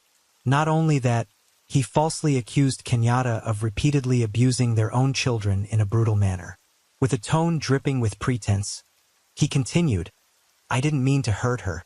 I just used too much force and accidentally caused her death. I had no choice but to defend myself." As for the lives of their two children, Ronnie shamelessly shifted all the blame onto Kenyatta, brazenly fabricating, "It was all her doing. I didn't do anything. I was just a father trying to protect my kids. My actions were no different from any other father in the world. They came from instinct." He didn't stop there. He even tried to use his 911 call as evidence, saying, "In the second call, I said, Kiki wanted to kill me. That proves I was the victim, not the aggressor." But the police weren't easily fooled. They knew the evidence was stacked against Ronnie, and his statement was riddled with contradictions. If Kenyatta was the aggressor, why was she the one shot? If he was merely defending himself, why did he pour gasoline throughout the house to destroy evidence? If Kenyatta had harmed the children, why were Ronnie's fingerprints found on all the weapons? Clearly, everything he said was a lie. When arrested, Ronnie showed no signs of injury, no bruises or scratches to suggest he had been attacked by Kenyatta, as he claimed. On the contrary, all the traces on his body belonged to Kenyatta and the children. Moreover, Kenyatta's character completely contradicted Ronnie's accusations. Everyone who knew her described her as a gentle mother who loved her children dearly with no signs of violence. There was no reason for her to attack her ex-partner or harm her own children. Yet Ronnie stubbornly clung to his victim narrative, concocting a contradictory story to cover up his crimes. But he couldn't have anticipated that his own son, the boy he forced to witness a horrifying scene, would become the most crucial witness against him. No matter how much Ronnie tried to justify himself, the testimony of his surviving son painted a raw and brutal picture of that night. The police listened to little Ronnie's account in heavy silence. Each word from the boy cut through the air like a knife, sending shivers down everyone's spine. "That night, I was sleeping when I woke up to the sound of my parents arguing. They were fighting fiercely about religion. Then I heard a loud crash. I got scared and opened my door to look. That's when I saw my dad holding a shotgun, pointing it straight at my mom. When Mom saw me, she yelled for me to go back to my room, and she ran into Ranavia's room to hide. But Dad didn't stop. He chased after her. Mom was so scared she hid in the closet. Then Dad turned to me, made me stand in the hallway outside the room, and forced me to shout, 'Allah is the greatest.' I was terrified, so I did what he said. While I was still shaking, a gunshot suddenly rang out from the room. Mom stumbled out, blood pouring everywhere. But Dad didn't stop. He grabbed my hand, put it on the gun, and forced me to pull the trigger on Mom. I was so scared, I didn't dare do anything. Mom was badly hurt, but still tried to run outside. I thought Dad would let her go, but he chased her to the door with the gun. Then another shot rang out. A while later, Dad came back, but this time he wasn't holding the gun anymore. He had an axe. He went into Ranavia's room, dragged her into the hallway. She was screaming and begging, but Dad didn't care. He swung the axe at Ranavia over and over. During his detention, Ronnie maintained a defiant attitude. He denied all accusations, showing no fear or remorse. At times, he even displayed a provocative demeanor, as if he were innocent. But then he suddenly changed his tune. One day, Ronnie unexpectedly agreed to cooperate. During an interrogation, he offered an entirely different story, one he believed would exonerate him. He claimed that on that day, he and Kenyatta had only argued over trivial matters. In the heat of the argument, Kenyatta allegedly lost control, becoming aggressive and attacking him first. Not only that, he falsely accused Kenyatta of repeatedly abusing their own children in a brutal manner. With a tone dripping with pretense, he continued, "I didn't mean to hurt her. I just used too much force and accidentally caused her death. I had no choice but to defend myself." As for the lives of their two children, Ronnie shamelessly shifted all the blame onto Kenyatta, brazenly fabricating, "It was all her doing. I didn't do anything. I was just a father trying to protect my kids. My actions were no different from any other father in the world. They came from instinct." He didn't stop there. He even tried to use his 911 call as evidence, saying, "In the second call I said, Kiki wanted to kill me. That proves I was the victim, not the aggressor." But the police weren't easily fooled. They knew the evidence was stacked against Ronnie, and his statement was riddled with contradictions. If Kenyatta was the aggressor, why was she the one shot? If he was merely defending himself, why did he pour gasoline throughout the house to destroy evidence? If Kenyatta had harmed the children, why were Ronnie's fingerprints found on all the weapons? Clearly, everything he said was a lie. When arrested, Ronnie showed no signs of injury, no bruises or scratches to suggest he had been attacked by Kenyatta, as he claimed. On the contrary, all the traces on his body belonged to Kenyatta and the children. Moreover, Kenyatta's character completely contradicted Ronnie's accusations. Everyone who knew her described her as a gentle mother who loved her children dearly, with no signs of violence. There was no reason for her to attack her ex-partner or harm her own children. Yet, Ronnie stubbornly clung to his victim narrative, concocting a contradictory story to cover up his crimes. But he couldn't have anticipated that his own son, the boy he forced to witness a horrifying scene, would become the most crucial witness against him. No matter how much Ronnie tried to justify himself, the testimony of his surviving son painted a raw and brutal picture of that night. The police listened to little Ronnie's account in heavy silence.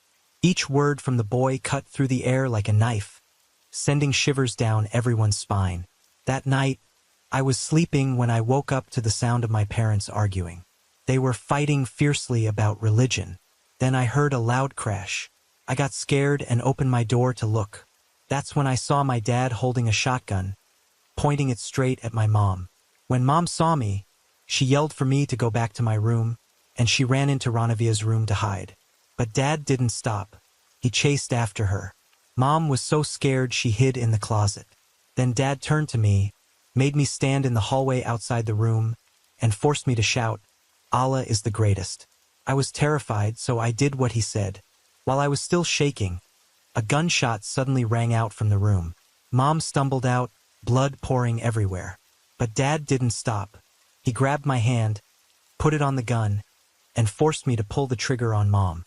I was so scared. I didn't dare do anything. Mom was badly hurt, but still tried to run outside. I thought Dad would let her go, but he chased her to the door with the gun. Then another shot rang out. A while later, Dad came back, but this time he wasn't holding the gun anymore. He had an axe. He went into Ranavia's room, dragged her into the hallway. She was screaming and begging, but Dad didn't care. He swung the axe at Ranavia over and over. Little Ronnie broke off, choking on his words, tears streaming down his young face. Trembling, he couldn't continue. But even this much was enough for the police to everything together. The boy's testimony was the final hammer blow to the case. The details matched the crime scene perfectly, from the locations of the wounds to the discarded weapons, proving an undeniable truth. Ronnie was the perpetrator. After committing this horrific crime, Ronnie took his cruelty to the extreme. He began to set the house ablaze, turning it into a raging inferno. He used tissues and clothing as kindling, then doused the place with gasoline. But that wasn't enough. As the fire spread, he turned on his own son. Before little Ronnie could react, he was struck hard in the stomach. In pain and panic, the boy tried to flee to the kitchen, hoping to find safety. But Ronnie didn't relent. He grabbed a knife and charged, plunging it straight into his son's stomach. By then, the flames had reached the boy. The searing pain of the burns mixed with the agony of the stab wound blurred his vision. The world spun around him, then faded to black. When the police arrived, they found a small, battered child, covered in wounds, struggling to crawl out of the blaze. In excruciating pain, the boy used his last ounce of strength to look at the officers and whisper, "My dad shot my mom." With that, he collapsed, losing consciousness. The police immediately rushed him to the hospital. When little Ronnie woke up in the hospital, the police were there to hear his story. What they learned left them speechless. An 8-year-old child had been forced to watch his father kill his mother, hunt down his sister, and then turn on him. Worse still, Ronnie had made his son complicit in the crime, forcing him to hold the gun and repeat the phrases he demanded. The boy's testimony also exposed all of Ronnie's lies. Earlier, Ronnie had deliberately made 2 calls to 911. In the first call, the police could still hear Kenyatta's desperate pleas, but by the second call, everything had fallen silent, indicating she had already been killed. Moreover, Ronnie repeatedly said during the call, "Kiki wanted to kill me." At this point, the police realized this wasn't a cry for help. It was a calculated deception. Ronnie had fabricated a story to paint himself as the victim. A recurring detail ran through the case, from the 911 calls to Ronnie's arrest to little Ronnie's testimony. Allah is the greatest. Why did Ronnie force his son to shout this while slaughtering his family? The police speculated that the motive for the murders might stem from a religious conflict. It's possible that on that day, Ronnie had pressured Kenyatta to convert to Islam, but she steadfastly refused. The tension between them escalated, ultimately erupting into a tragedy. With overwhelming evidence, the prosecutors swiftly filed charges against Ronnie, including 2 counts of first-degree murder, 1 count of attempted murder, arson, and resisting law enforcement. At this point, the case seemed clear-cut. With irrefutable evidence and the critical testimony of little Ronnie, the trial was expected to proceed smoothly. But things were not as straightforward as they seemed. Ronnie suddenly declared, "I suffer from a mental illness and am not competent to stand trial." At first glance, this defense appeared to be a tactic to evade justice. However, upon examining his past, some began to question whether there might be truth to his claim. Ronnie had been abused as a child and later survived a shooting in a separate incident. A psychologist, Dr. McLean, evaluated him and confirmed that Ronnie indeed suffered from post-traumatic stress disorder, PTSD. This diagnosis could potentially alter the entire trajectory of the case. Individuals with PTSD can sometimes react violently when they feel threatened, even if the threat isn't real. If Ronnie committed the crime in a state of mental distress triggered by trauma, the law might consider a lighter sentence. Was Ronnie truly a man plagued by psychological wounds from his past? Or was this merely a facade to escape accountability for his crimes? After a thorough investigation, the court found Dr. McLean's conclusion unreliable. She had never directly interviewed Ronnie, relying solely on one-sided accounts from his family to make her assessment. Consequently, the court rejected her evaluation, refusing to recognize it as valid evidence in the case.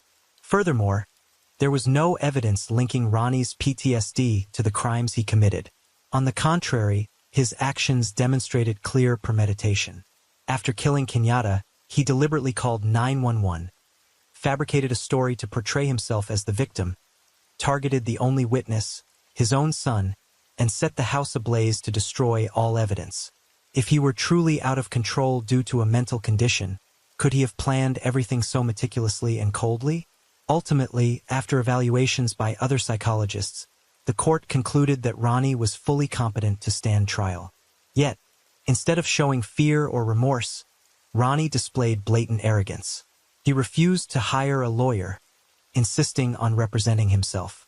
The judge repeatedly warned him that this was an unwise decision, potentially costing him important legal rights during the trial. But Ronnie didn't care. Like other brazen criminals, he was confident in his oratory skills, believing his sharp words could turn the tide in his favor. However, reality proved that such individuals often dig their own graves. This decision led to a grim irony. Ronnie was forced to confront his own son, the child he had once tried to kill. On June 16, 2021, the trial officially began. From his opening statement, Ronnie exhibited clear signs of instability and chaos. His words were incoherent, lacking logic. He incessantly denied all charges, proclaiming his innocence while loudly accusing the prosecution of fabricating to frame him. He claimed his son was traumatized after witnessing the crime scene, rendering his testimony unreliable. He further alleged that forensic experts had tampered with evidence, adding wounds to Kenyatta's body to incriminate him. At one point, he audaciously declared that the police had staged the entire 911 call to manipulate the case. His outlandish claims left the courtroom momentarily silent in disbelief. But Ronnie pressed on, loudly proclaiming. Throughout the questioning, Ronnie relentlessly tried to make his son's testimony appear inconsistent. He insisted the boy hadn't seen him commit the crime. But as the dialogue between father and son unfolded, the truth was laid bare in a harrowing manner. When Ronnie asked if he had harmed him, the boy replied that his father had stabbed him in the stomach with a knife, silencing the courtroom. The cross-examination lasted over an hour.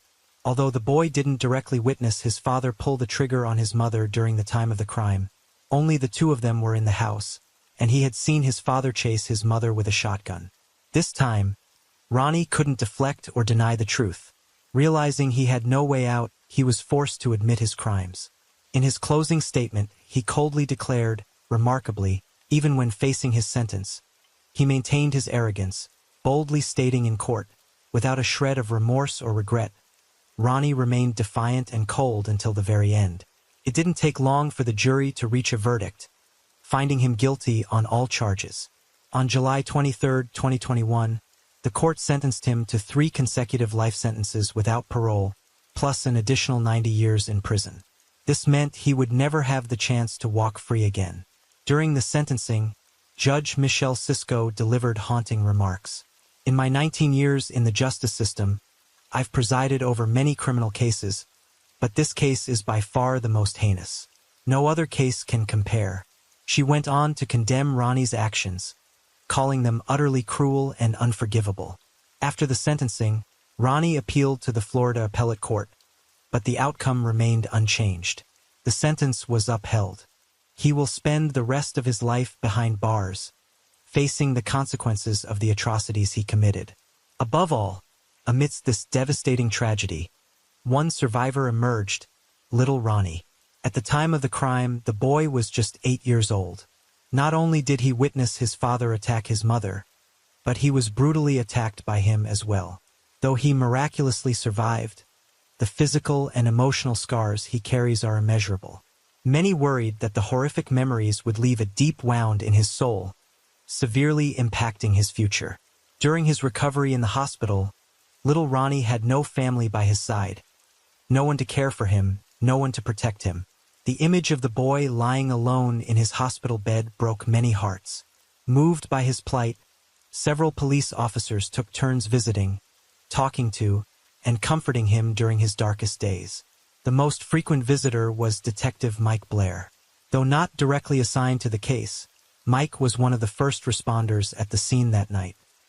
He had seen little Ronnie stagger out of the burning house, his body covered in wounds, his breathing faint. That moment etched itself into Mike's memory, an image he couldn't forget. Heartbroken by the boy's circumstances, Mike made it a point to check on him regularly during his hospital stay. Even after little Ronnie was discharged and placed with a foster family, Mike kept his promise. He gave his phone number to a Child Protective Services worker, instructing them, "If the boy needs me, call me immediately." In August 2018, Mike Blair received a call from Child Protective Services. The worker informed him that little Ronnie was struggling to adjust to his foster family, and they were urgently seeking a new home for him. Without hesitation, Mike replied, "Bring the boy to my house." He hadn't even discussed it with his wife, but deep down, he knew his kind-hearted wife, Daniel, would open her arms to welcome the boy. A child who had lost everything deserved a true home. However, the decision to adopt little Ronnie was far from simple. The boy bore not only severe burns across much of his body, requiring countless painful surgeries, but more importantly, his young soul had been deeply scarred by the family tragedy. Helping him heal, both physically and emotionally, would be an immense challenge. Moreover, Mike and Daniel already had a large family with 5 children. Taking in a stranger, especially one carrying such profound trauma, was no easy decision, but their compassionate hearts urged them to do it, no matter the difficulties. After months of navigating legal procedures, on November 25, 2019, little Ronnie officially became a member of the Blair family. The boy was given a new identity, a new life, Ronnie Blair. Throughout the trial that followed, Ronnie clung to the fact that his son had been adopted, using it as an excuse to discredit the boy's testimony. He loudly claimed that his son had been manipulated, that his new family had coached him to accuse his father. In a final attempt to undermine his son's statements, Ronnie chose to cross-examine him again in court, asking if his new family had fed him negative ideas. But each resolute and unwavering response from little Ronnie cut through his father's last hopes like a knife. In truth, Mike had never spoken about the tragic case since adopting little Ronnie. He understood better than anyone that the boy had endured enough pain, and the most important thing wasn't to dredge up the past, but to help him look toward a brighter future. Thanks to the unconditional love and dedicated care of the Blair family, little Ronnie gradually overcame his haunting past. His physical wounds began to heal, but more importantly, his soul found peace. From a boy who had endured unimaginable suffering, little Ronnie finally gained a true home. And with that, today's case comes to a close.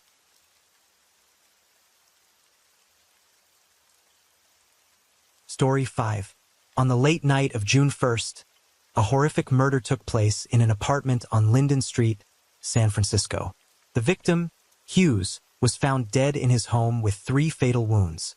There were no signs of forced entry, no weapon at the scene, and the San Francisco police quickly concluded it was a case of suicide.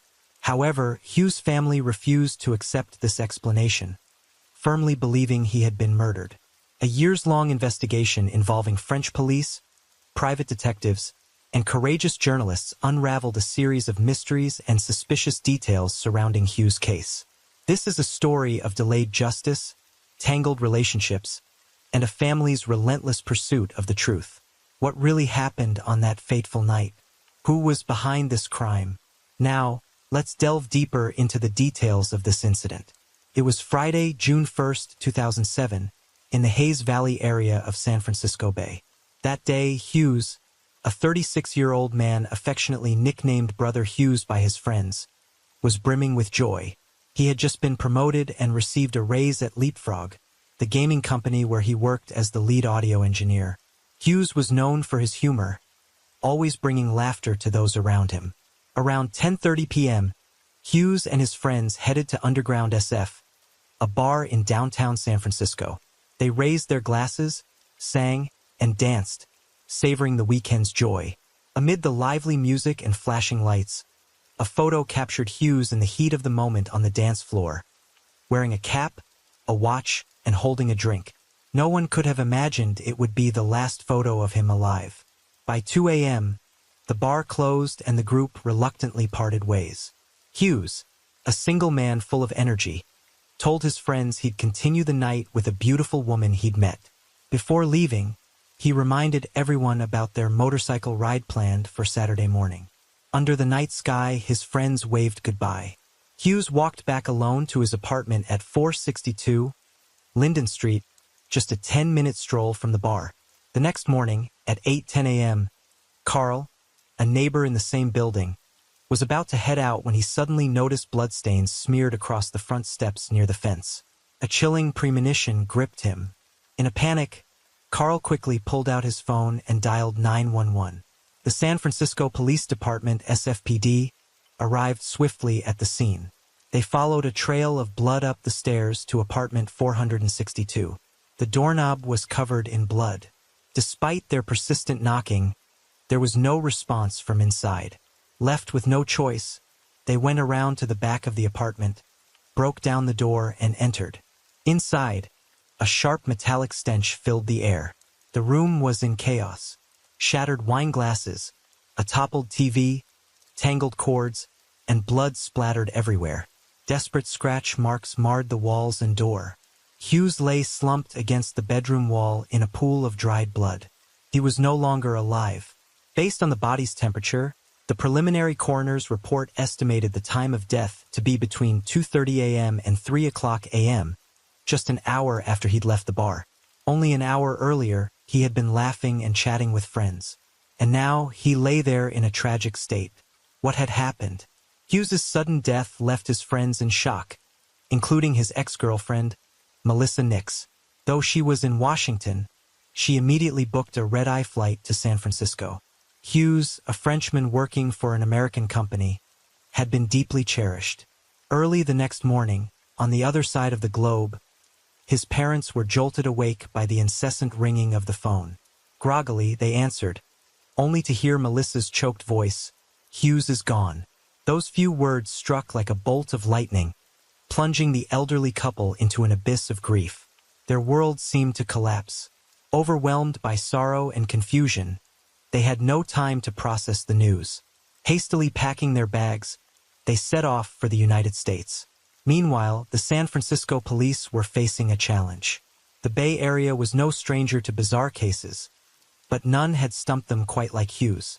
First, both the front and back doors of the apartment were locked from the inside. The keys were still in the room. The windows were shut tight with no signs of tampering. Before the police broke in, the apartment was essentially a perfectly sealed space. The incident occurred in the early hours, yet the lights in the apartment were off. Leftover food sat untouched on the kitchen counter. All evidence suggested no strangers were in the apartment at the time of the incident. Furthermore, Hughes' belongings were intact. His phone, laptop, and wallet remained in place. In his pocket were his car keys, driver's license, and $80 in cash. The police checked receipts and confirmed nothing was missing.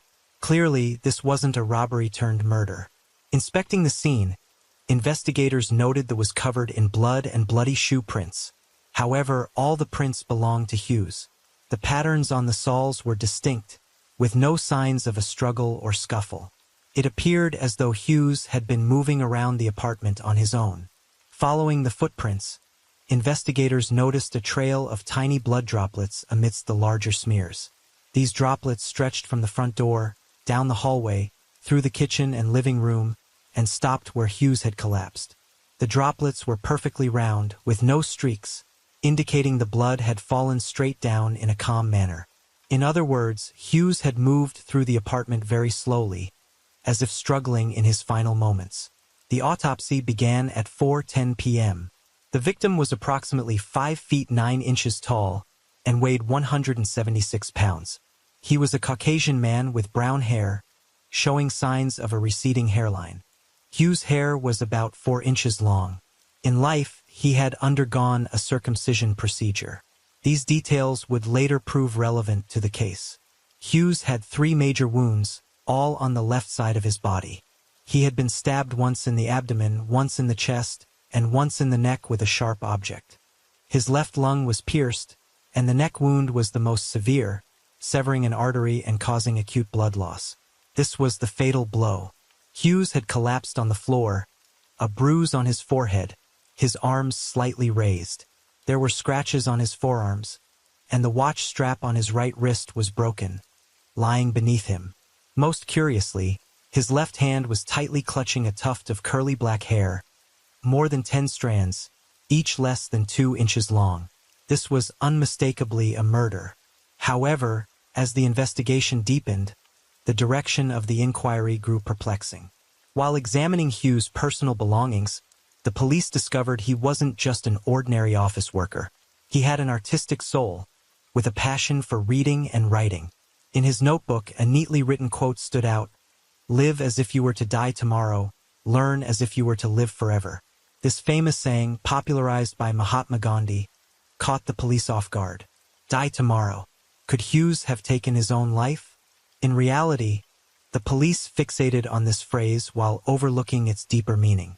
The quote encourages living fully, cherishing life as if each day were the last, and learning continuously as if one would live forever. It could be said that the police completely misunderstood the essence of the words. Hughes' phone lay on the coffee table nearby, completely free of bloodstains. This indicated that before his death, he hadn't attempted to call 911 for help. In the chaotic kitchen, near the sink, were 2 steak knives, their handles stained with a reddish liquid. The police believed these were the weapons used to take Hughes' life. Meanwhile, investigators outside the apartment continuously reported new findings. The building where Hughes lived housed 4 units. A couple living next door to his apartment stated that around 2:40 a.m., just before Hughes' estimated time of death, they were awakened by the sound of a door being forcefully opened and closed.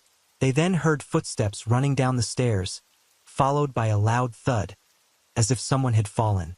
There were no screams or cries for help. A few seconds later, everything fell silent until the next morning, when they learned a murder had occurred. A short distance west of the building, a surveillance camera on a garage door captured footage of Hughes walking alone around 2 a.m. Though the image was blurry, his ex-girlfriend and family confirmed it was him. Throughout the night, the street remained quiet, with no suspicious individuals seen entering or leaving the building. It wasn't until 8:30 a.m. that the police arrived at the scene. Piecing together the timeline, it was clear Hughes was alone in his apartment. This further supported the suicide theory. The coroner's report also concluded no signs of forced entry.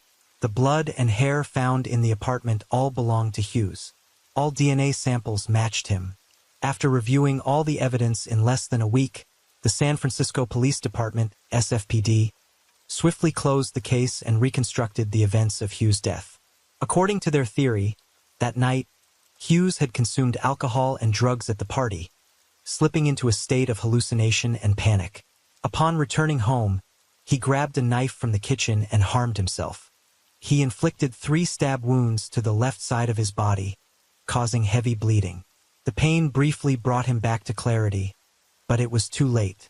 In desperation, he staggered to the door, pacing around the steps and leaving a trail of blood, perhaps hoping to leave a sign for his neighbors. But then he returned inside, waiting for death to come. However, as a perfectionist, Hughes had allegedly created a ritual for his departure. He locked the door from the inside to ensure he wouldn't change his mind. Then, clinging to the walls, he stumbled around, leaving bloody fingerprints behind. Finally, he chose a dramatic spot to collapse. The police even suggested that Hughes had shown signs of giving up on life beforehand. The Gandhi quote they claimed was his suicide note, missing only a signature and the words, "This is my suicide note."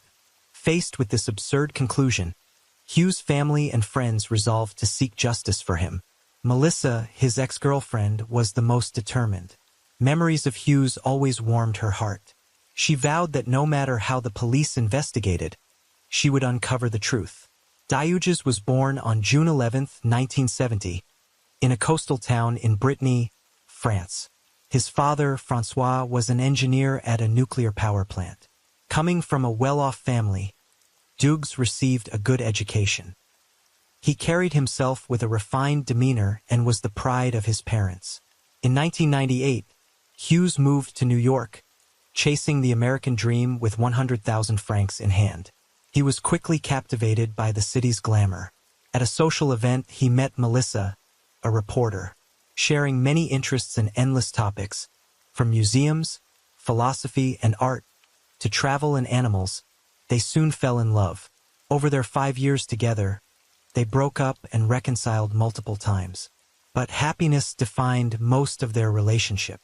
They traveled across the U.S. and around the world together. Even after their final breakup, they remained close friends. Hughes' friends described him as an optimist, always ready to help others. He was constantly smiling and maintained a close bond with his parents, calling home weekly. No one could believe he would end his life just as he was about to turn 37. When Melissa and Hugh's parents visited the police station, they were met with coldness and dismissiveness. The police suggested that Hughes, with his fascination for Japanese culture, might have committed suicide in the samurai tradition of seppuku.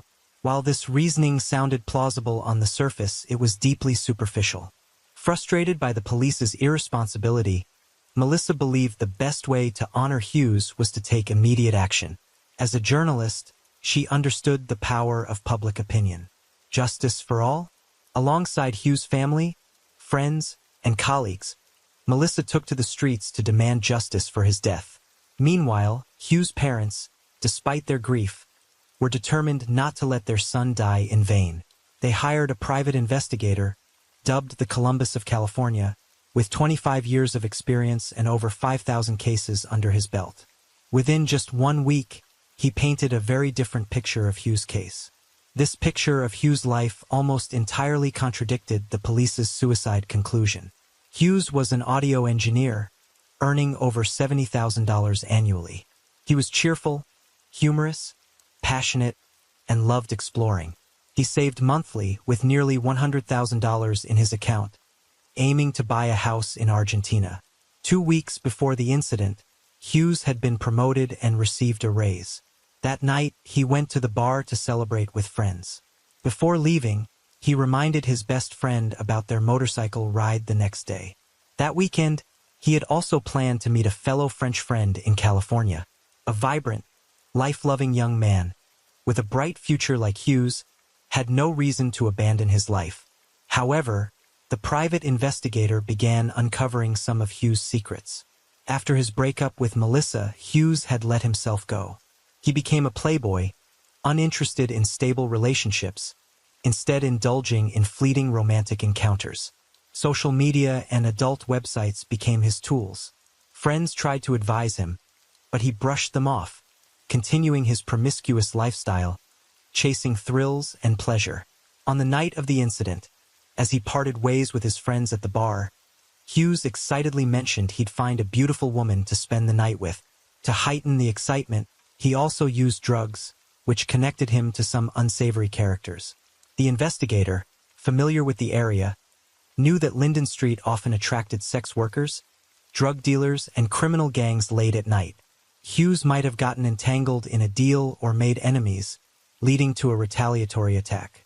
Yet, according to the security footage, Hughes returned home alone, with no signs of being followed. The investigator's instincts told him there was still a hidden secret, a crucial clue yet to be found. While the investigator was digging deeper, he received the coroner's report from the San Francisco police and was utterly stunned by its absurdity. First, the report showed that aside from alcohol, Hughes had no traces of drugs in his system. Without drugs, how could he have hallucinated and stabbed himself? Second, the steak knives had no blood on their blades, only a faint red mark on the handles. Moreover, the report was riddled with gaps. Hughes' father, Francois, voiced his skepticism. Hughes' height was 6 feet, not 5 feet 9 inches. He had never undergone circumcision. Hughes was also a karate enthusiast with a strong physique. If attacked, he would have fought back. In his left hand, he clutched a tuft of black hair that wasn't his own, yet the coroner hadn't tested its DNA. After examining the scene, the investigator discovered a blind spot in the surveillance camera's coverage. The camera only recorded from west to east, meaning it captured Hughes entering the building. If someone approached from the opposite direction, the camera wouldn't have recorded them. Based on crime scene photos, the investigator and Hughes' father proposed a theory. Hughes arrived home and, for some reason, opened the door. He encountered an assailant and was stabbed 3 times. During the struggle, he grabbed a tuft of the attacker's hair. Injured, he retreated inside and locked the door. Due to the neck wound, he couldn't cry for help. The assailant then climbed over the fence and fled. If this theory held, testing the bloodstains on the front steps could provide a lead. But the police claimed they couldn't test them. No samples had been preserved. The fire department had washed down the scene to avoid alarming passersby. And the steak knives with no blood? The police offered a flimsy explanation. Perhaps Hughes, a clean freak, had wiped the knife clean even as he lay dying. This reasoning drew sharp criticism from the media. Finally, in December 2007, the San Francisco police were forced to reclassify the case as a death of unknown cause. Some journalists pointed out that this could be a tragedy of a foreigner in America. Hughes, being an outsider with no family or close relatives in the U.S., wouldn't cause significant repercussions with his death. More critically, at the time, the security situation in the San Francisco Bay Area was a major headache for the police. After the incident, due to a lack of manpower, the police hastily concluded it was a suicide or an undetermined death. This allowed the crime statistics to look better, avoiding any negative impact on the election campaigns of local politicians. Meanwhile, Hughes' parents, after returning to France, refused to give up. They hired a lawyer and brought the case to the High Court of Paris. A year later, a team of French investigators was dispatched to San Francisco to restart the investigation into Hughes' death. Hughes' mother noted that this was the first time foreign police had come to San Francisco to enforce the law. However, upon arriving in the U.S., the French police faced a cold reception from their American counterparts. The SFPD refused to hand over the case files. The detectives and forensic experts originally assigned to the case had since retired. François, Hughes' father, had to turn to the French embassy for assistance. After contacting authorities in Washington and receiving directives, the San Francisco police finally relinquished the only then could the French police begin their analysis. They interviewed over 50 people, recovered data from Hughes' computer and phone, and reconstructed his final hours. On the morning of June 1st, Hughes clocked in at work. He chatted with colleagues. At 5 p.m., he returned home. After showering, he visited an art gallery for a date. Past 10 p.m., he joined colleagues at a bar to celebrate. At 2:16 a.m., a camera captured him arriving home. After returning, he browsed real estate listings in Argentina, logged into social media, and visited an adult website.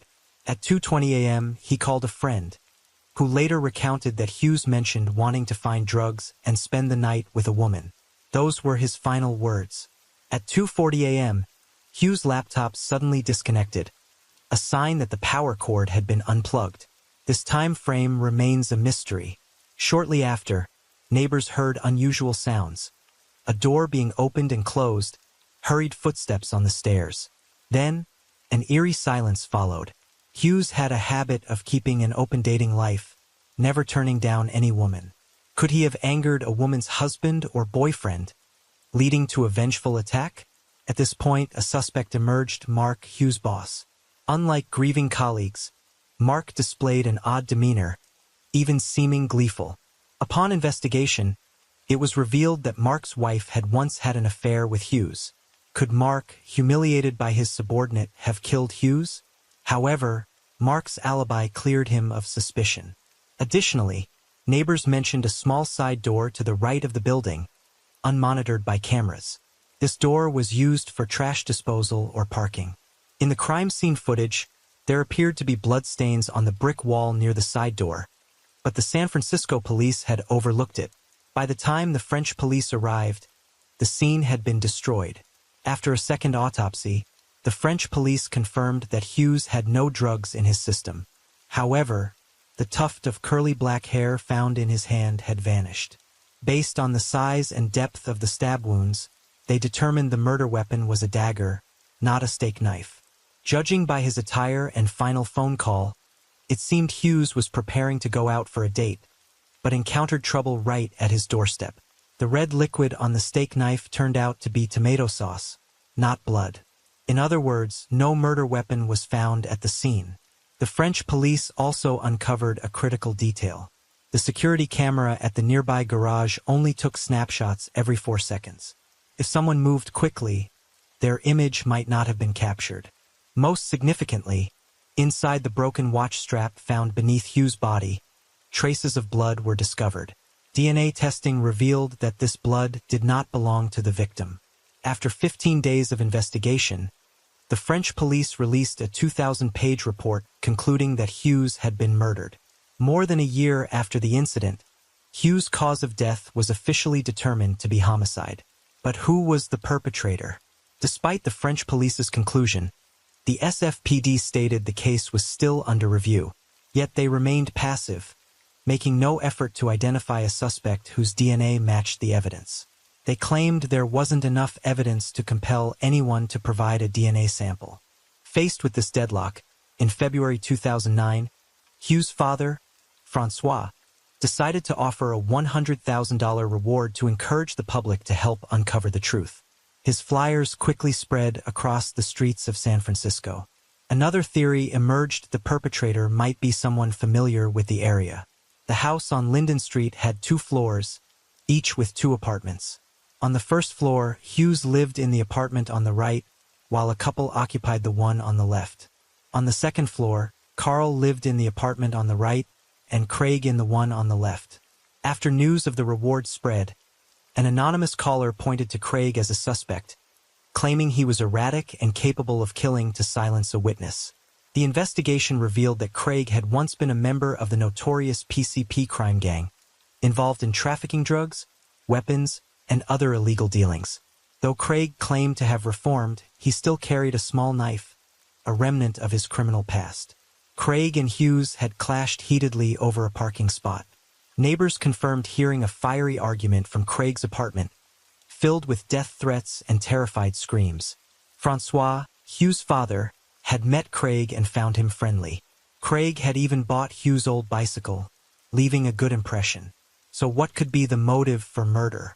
Could minor disputes escalate to such a crime? The knife Craig carried was a cable-cutting tool, not matching Hughes' wounds. After the incident, Craig suddenly disappeared, becoming homeless. The private investigator searched tirelessly, but to no avail. When asked for assistance, the San Francisco police refused, citing insufficient evidence. Facing this deadlock, Francois, Hughes' father, resolved to seek justice himself. He spent years traveling between San Francisco and Brittany, tirelessly collecting DNA samples from those who had lived near his son. Despite many residents having moved away, he remained undeterred. Francois met with anyone who might provide information about the case. With the investigators' help, he persuaded Craig to meet at a cafe, hoping Craig would agree to provide a DNA sample for testing. In 2010, Melissa became a beacon of hope for Hughes' case. Through her persistence and unwavering effort, she forced the San Francisco police to reconsider their hasty conclusion. Melissa's contributions were recognized with the prestigious James Madison Award. Without her, Hughes' case might have been forgotten. She courageously exposed the SFPD's sluggishness, contributing to positive changes in investigative practices.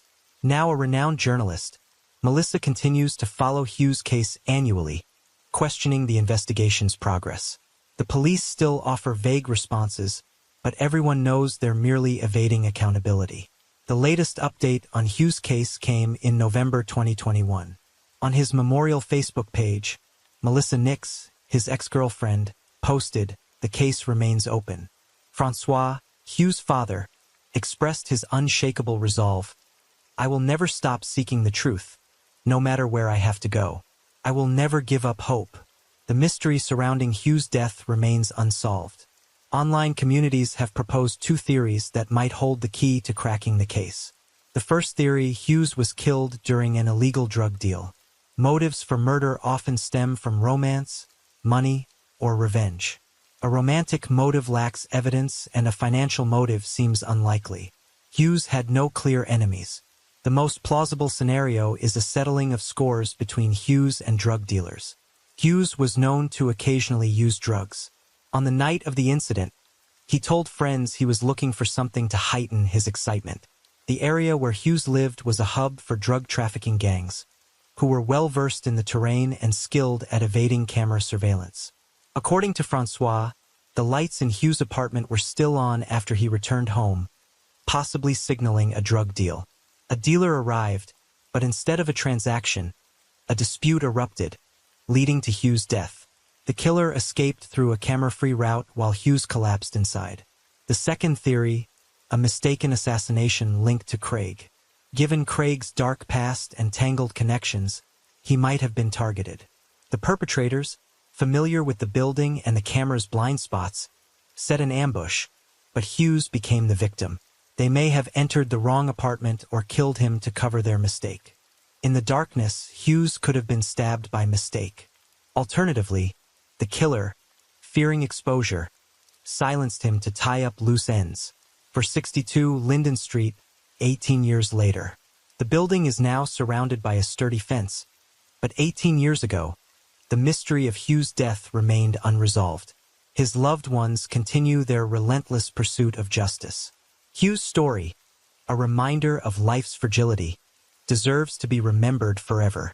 Over a decade has passed and the case has opened multiple investigative avenues, from romantic motives and personal conflicts to the possibility that Hughes was killed over drugs or became the victim of a mistaken attack. Yet, no theory has enough evidence to close the case, leaving it an enduring mystery. And so, today's video comes to an end.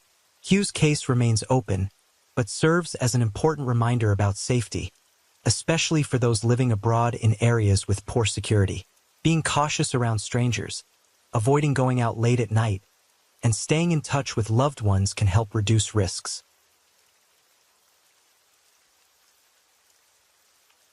And the night deepens. Thank you for being here with me at Radio Night Crime. True crime stories remind us of life's mysteries and the need to stay aware, even in the stillness of the night. If you enjoyed tonight's story, don't forget to like, share, and subscribe. Let the sound of the rain lull you to sleep, and until next time, stay safe, stay curious, and let the night keep you company.